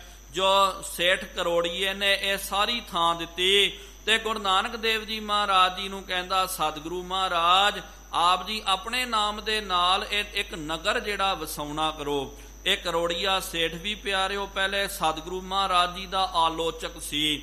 ਸਤਿਗੁਰੂ ਮਹਾਰਾਜ ਜੀ ਦੇ ਨਾਲ ਵੈਰ ਕਰਦਾ ਸੀ, ਵੈਰ ਭਾਵਨਾ ਲੈ ਕਰਕੇ ਆਇਆ, ਲੇਕਿਨ ਮਹਾਰਾਜ ਜੀ ਦੀ ਜ਼ਾਹਰੀ ਕਲਾ ਇਹਨੇ ਤੱਕਣਾ ਕੀਤਾ। ਇਹਨੇ ਆਪਣੇ ਮਨ ਦਾ ਵੈਰ ਤਿਆਗ ਕਰਕੇ ਗੁਰੂ ਕਾ ਇਹ ਮੁਰੀਦ ਬਣ ਗਿਆ। ਇੰਨਾ ਵੱਡਾ ਸ਼ਰਧਾਲੂ ਬਣ ਗਿਆ ਪਿਆਰਿਓ। ਆ ਪੂਰਾ ਨਗਰ ਜਿਹੜਾ ਆ ਰਾਵੀ ਦਰਿਆ, ਇਹਦੇ ਕਿਲਿਆਂ ਦੇ ਵਿੱਚ 100-200 ਕਿਲਿਆਂ ਦੇ ਵਿੱਚ ਸ਼ਹਿਰ ਨਹੀਂ ਵਸਿਆ ਜਾਂਦਾ। ਬਹੁਤ ਲੰਬੀ ਜ਼ਮੀਨ, ਕਈ ਕਿਲੋਮੀਟਰ, ਕਈ ਹੈਕਟਰ ਦੀ ਜ਼ਮੀਨ ਦੇ ਵਿੱਚ ਸ਼ਹਿਰ ਆਪਾਂ ਵਸਾ ਸਕਦੇ ਆ। ਇਹਨੇ ਪਿਆਰਿਓ ਸਾਰੀ ਜ਼ਮੀਨ ਜਿਹੜੀ ਹੈ ਸੇਠ ਕਰੋੜੀਏ ਨੇ ਸਤਿਗੁਰੂ ਮਹਾਰਾਜ ਜੀ ਦੇ ਨਾਂ ਲਵਾ ਦਿੱਤੀ ਤੇ ਕਿਹਾ ਮਹਾਰਾਜ ਆਪਣੇ ਨਾਂ ਤੋਂ ਨਗਰ ਵਸਾਓ। ਲੇਕਿਨ ਸਤਿਗੁਰੂ ਮਹਾਰਾਜ ਜੀ ਨੇ ਪਿਆਰਿਓ ਆਪਣੇ ਨਾਂ ਤੋਂ ਨਹੀਂ, ਕਰਤਾਰ ਦੇ ਨਾਮ ਤੋਂ ਨਗਰ ਵਸਾਇਆ। ਉਹਦਾ ਨਾਮ ਪਿਆ ਗੁਰਦੁਆਰਾ ਕਰਤਾਰਪੁਰ ਸਾਹਿਬ। ਨਗਰ ਦਾ ਵੀ ਨਾਮ ਪਿਆਰਿਓ ਕਰਤਾਰਪੁਰ ਹੈ। ਗੁਰੂ ਬਸਤਰ ਕੋ ਲੈ ਸੰਸਕਾਰ। ਫਿਰ ਜਦੋਂ ਗੁਰੂ ਨਾਨਕ ਦੇਵ ਜੀ ਮਹਾਰਾਜ ਜੀ ਉੱਥੇ ਜੋਤੀ ਜੋਤ ਸਮਾ ਗਏ, ਮਹਾਰਾਜ ਜੀ ਦਾ ਸਰੀਰ ਤਾਂ ਪਿਆਰਿਓ ਅਲੋਪ ਹੋ ਗਿਆ, ਉਹ ਤਾਂ ਪਰਦੇ ਦੀ ਗੱਲ ਹੈ। ਫਿਰ ਹਿੰਦੂ ਵੀ ਆ ਗਏ ਸੀ, ਮੁਸਲਮਾਨ ਵੀ ਆ ਗਏ ਸਨ। ਉਹਨਾਂ ਨੇ ਜਦੋਂ ਦਾਵਾ ਕਰਨਾ ਕੀਤਾ ਤੇ ਫਿਰ ਉਹਨਾਂ ਨੇ ਅੱਧਾ ਚਾਦਰਾ ਜਿਹੜਾ ਹਿੰਦੂਆਂ ਨੇ ਲੈ ਕਰਕੇ ਆਪਣੇ ਮਤ ਮੁਤਾਬਕ ਉਹਨਾਂ ਨੇ ਸੰਸਕਾਰ ਕੀਤਾ ਤੇ ਅੱਧਾ ਚਾਦਰਾ ਜਿਹੜਾ ਹੈ ਉਹਨੂੰ ਸਪੁਰਦੇ ਖਾਕ ਮੁਸਲਮਾਨਾਂ ਨੇ ਕੀਤਾ ਹੈ। ਨਾਮ ਦੇਹੁਰਾ ਬਿਦਤ ਉਦਾਰਾ। ਉਹ ਜਿਹੜਾ ਅਸਥਾਨ ਜਿਹੜਾ ਗੁਰਦੁਆਰਾ ਦੇਹੁਰਾ ਸਾਹਿਬ ਸੰਸਾਰ ਦੇ ਵਿੱਚ ਬਹੁਤ ਜ਼ਿਆਦਾ ਪ੍ਰਚਲਿਤ ਹੈ। ਤਿਸ ਗਾਦੀ ਗੁਰ ਅੰਗਦ ਬੈਸੇ। ਉਹ ਗੁਰਤਾ ਗੱਦੀ ਦੇ ਉੱਤੇ ਫਿਰ ਗੁਰੂ ਨਾਨਕ ਦੇਵ ਜੀ ਮਹਾਰਾਜ ਜੀ ਨੇ ਆਪਣੀ ਹਯਾਤੀ ਦੇ ਵਿੱਚ ਆਪਣੇ ਰਹਿੰਦਿਆਂ ਹੀ ਗੁਰੂ ਅੰਗਦ ਦੇਵ ਜੀ ਮਹਾਰਾਜ ਜੀ ਨੂੰ ਸ਼ਿਸ਼ੋਭਿਤ ਕੀਤਾ ਸੀ। ਪੂਸ਼ਸ਼ ਅਪਰ ਪਹਿਰ ਨ੍ਰਿਪ ਜੈਸੇ। ਜਿਸ ਤਰ੍ਹਾਂ ਕਿ ਰਾਜਾ ਜਿਹੜਾ ਹੁੰਦਾ ਨਾ, ਇੱਕ ਦ੍ਰਿਸ਼ਟਾਂਤ ਦਿੱਤਾ ਤੇ ਪਿਆਰਿਓ ਰਾਜੇ ਕੀ ਕਰਦੇ ਜਿਹੜੇ ਮਾਇਆ ਧਾਰੀ ਹੁੰਦੇ ਹਨ। ਗਰੀਬ ਬੰਦਾ ਤਾਂ ਪਿਆਰਿਓ ਇੱਕੋ ਹੀ ਬਸਤਰ ਪਾ ਕਰਕੇ ਆਉਂਦਾ, ਲੇਕਿਨ ਜਿਹੜੇ ਵੱਡੇ ਰਾਜੇ ਮਹਾਰਾਜੇ ਅੱਜ ਵੀ ਆਪਾਂ ਮੰਤਰੀਆਂ ਨੂੰ ਆਦਿਕ ਵੇਖਦੇ ਆ, ਕਦੇ ਪੈਂਟ ਸ਼ਰਟ ਪਾ ਲੈਂਦੇ, ਕਦੇ ਸਫਾਰੀ ਪਾ ਲੈਂਦੇ, ਕਦੇ ਕੋਟ ਪਾ ਲੈਣਾ, ਕਦੇ ਧੋਤੀ ਟਿੱਕਾ ਲਾ ਕਰਕੇ ਆ ਜਾਂਦੇ ਹਨ, ਕਦੇ ਕੁੜਤਾ ਪਜਾਮਾ। ਤੇ ਰਾਜੇ ਜਿਹੜੇ ਹੁੰਦੇ ਕਈ ਤਰ੍ਹਾਂ ਦੇ, ਕਈ ਡਿਜ਼ਾਈਨਾਂ ਦੇ ਉਹ ਕੱਪੜੇ ਬਦਲ ਲੈਂਦੇ।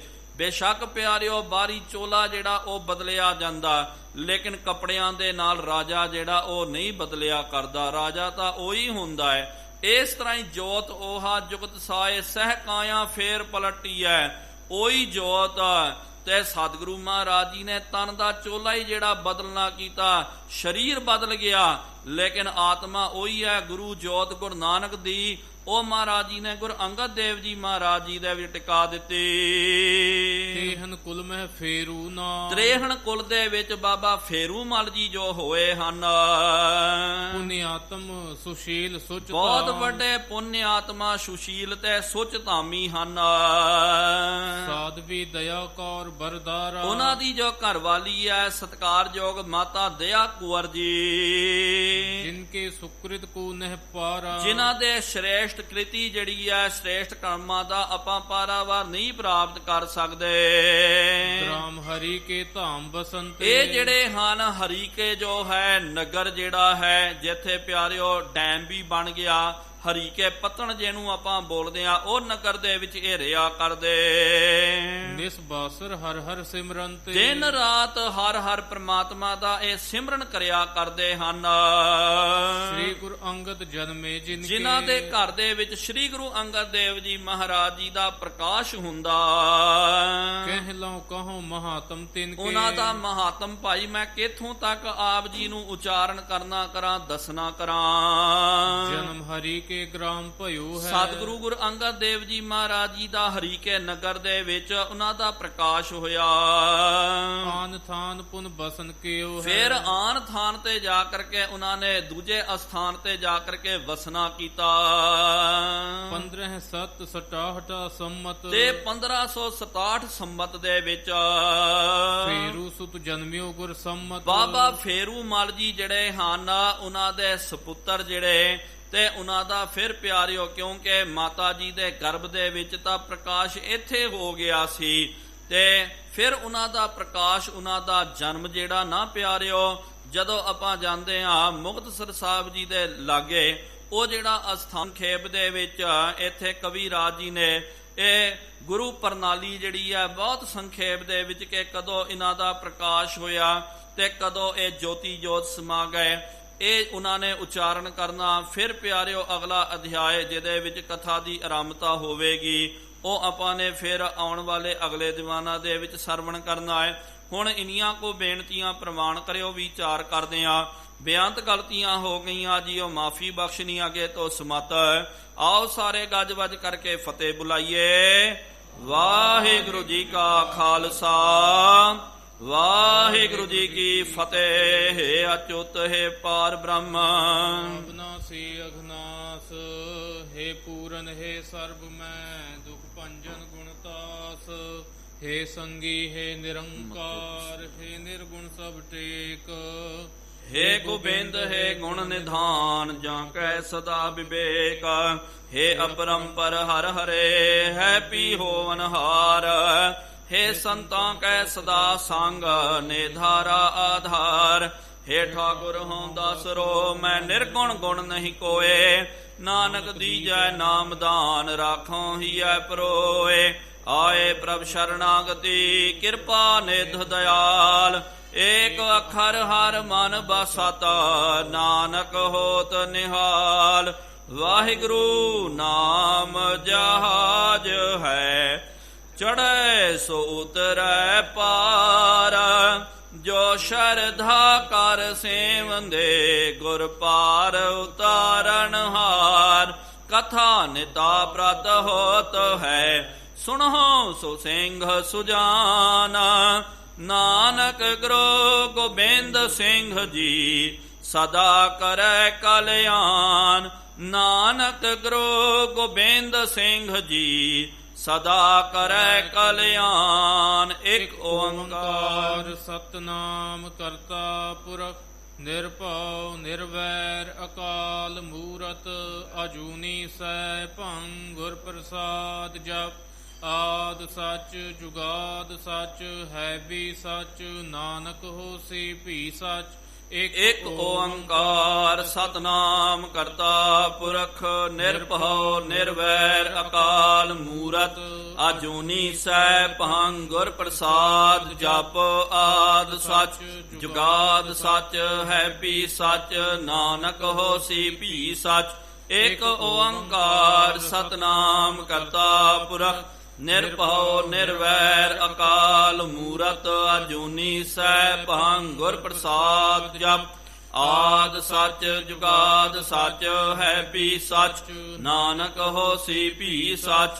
ਇੱਕ ਓੰਕਾਰ ਸਤਨਾਮ ਕਰਤਾ ਪੁਰਖ, ਨਿਰਭਉ ਨਿਰਵੈਰ ਅਕਾਲ ਮੂਰਤ, ਅਜੂਨੀ ਸੈਭੰ ਗੁਰ ਪ੍ਰਸਾਦ ਜਪ। ਆਦ ਸੱਚ ਜੁਗਾਦ ਸੱਚ, ਹੈ ਵੀ ਸੱਚ, ਨਾਨਕ ਹੋਸੀ ਵੀ ਸੱਚ। ਇੱਕ ਓੰਕਾਰ ਸਤਨਾਮ ਕਰਤਾ ਪੁਰਖ, ਨਿਰਭਉ ਨਿਰਵੈਰ ਅਕਾਲ ਮੂਰਤ, ਅਜੂਨੀ ਸੈਭੰ ਗੁਰ ਪ੍ਰਸਾਦ ਜਪ। ਆਦ ਸੱਚ ਜੁਗਾਦ ਸੱਚ, ਹੈ ਵੀ ਸੱਚ, ਨਾਨਕ ਹੋਸੀ ਵੀ ਸਾਚਾ। ਵਾਹੋ ਵਾਹੋ ਗੋਬਿੰਦ ਸਿੰਘ ਜੀ, ਵਾਹੋ ਵਾਹੋ ਗੋਬਿੰਦ ਸਿੰਘ ਜੀ। ਕਲਗੀਆਂ ਵਾਲੇ ਗੋਬਿੰਦ ਸਿੰਘ ਜੀ, ਕਲਗੀਆਂ ਵਾਲੇ ਗੋਬਿੰਦ ਸਿੰਘ ਜੀ। ਬਾਜਾਂ ਵਾਲੇ ਗੋਬਿੰਦ ਸਿੰਘ ਜੀ, ਬਾਜਾਂ ਵਾਲੇ ਗੋਬਿੰਦ ਸਿੰਘ ਜੀ। ਫੌਜਾਂ ਵਾਲੇ ਗੋਬਿੰਦ ਸਿੰਘ ਜੀ, ਫੌਜਾਂ ਵਾਲੇ ਗੋਬਿੰਦ ਸਿੰਘ ਜੀ। ਚੋਜੀ ਪਿਆਰੇ ਗੋਬਿੰਦ ਸਿੰਘ ਜੀ, ਚੋਜੀ ਪਿਆਰੇ ਗੋਬਿੰਦ ਸਿੰਘ ਜੀ। ਵਾਹੋ ਵਾਹੋ ਗੋਬਿੰਦ ਸਿੰਘ ਜੀ, ਵਾਹੋ ਵਾਹੋ ਗੋਬਿੰਦ ਸਿੰਘ ਜੀ। ਧੰਨ ਧੰਨ ਸਾਹਿਬ ਸ੍ਰੀ ਗੁਰੂ ਨਾਨਕ ਦੇਵ ਜੀ ਮਹਾਰਾਜ। ਧੰਨ ਧੰਨ ਸਾਹਿਬ ਸ੍ਰੀ ਗੁਰੂ ਗੋਬਿੰਦ ਸਿੰਘ ਸਾਹਿਬ ਜੀਓ ਮਹਾਰਾਜ। ਧੰਨ ਧੰਨ ਸਾਹਿਬ ਸ੍ਰੀ ਗੁਰੂ ਗ੍ਰੰਥ ਸਾਹਿਬ ਜੀਓ ਮਹਾਰਾਜ। ਆਪ ਜੀ ਦੇ ਪਾਵਨ ਪਵਿੱਤਰ ਅਸਥਾਨ ਤਖਤ ਸੱਚਖੰਡ ਸ੍ਰੀ ਹਜ਼ੂਰ ਸ੍ਰੀ ਅਬਚਲਨਗੜ੍ਹ ਸਾਹਿਬ ਜੀ ਵਿਖੇ ਸ਼ਾਮਾਂ ਦੇ ਦੀਵਾਨ ਸਜਾਏ ਗਏ ਹਨ। ਸਜੇ ਹੋਏ ਪਾਵਨ ਦੀਵਾਨਾਂ ਦੇ ਵਿੱਚ ਗੁਰ ਇਤਿਹਾਸ ਦੀਆਂ ਕਥਾ ਵਿਚਾਰਾਂ ਹੋਈਆਂ। ਕਥਾ ਵਿਚਾਰਾਂ ਕਰਦਿਆਂ ਬੇਅੰਤ ਗਲਤੀਆਂ ਹੋ ਗਈਆਂ ਜੀ, ਉਹ ਮਾਫੀ ਬਖਸ਼ਣੀ ਅੱਗੇ ਤੋਂ ਸਮਤ। ਆਈਆਂ ਸੰਗਤਾਂ ਦੀਆਂ ਹਾਜ਼ਰੀਆਂ ਤਿਲ ਫੁੱਲ ਭੇਟਾਵਾਂ ਪ੍ਰਵਾਨ ਕਰਨੀਆਂ। ਜੋ ਜੀ ਆਪ ਜੀ ਕੈ ਦੁਆਰੇ ਆਵੇ, ਸੋ ਸਦਾ ਹੀ ਰਾਜੀ ਪ੍ਰਸੰਨ ਜਾਵੇ। ਗੁਰ ਨਾਨਕ ਨਾਮ ਚੜ੍ਹਦੀ ਕਲਾ, ਤੇਰੇ ਭਾਣੇ ਸਰਬੱਤ ਦਾ ਭਲਾ।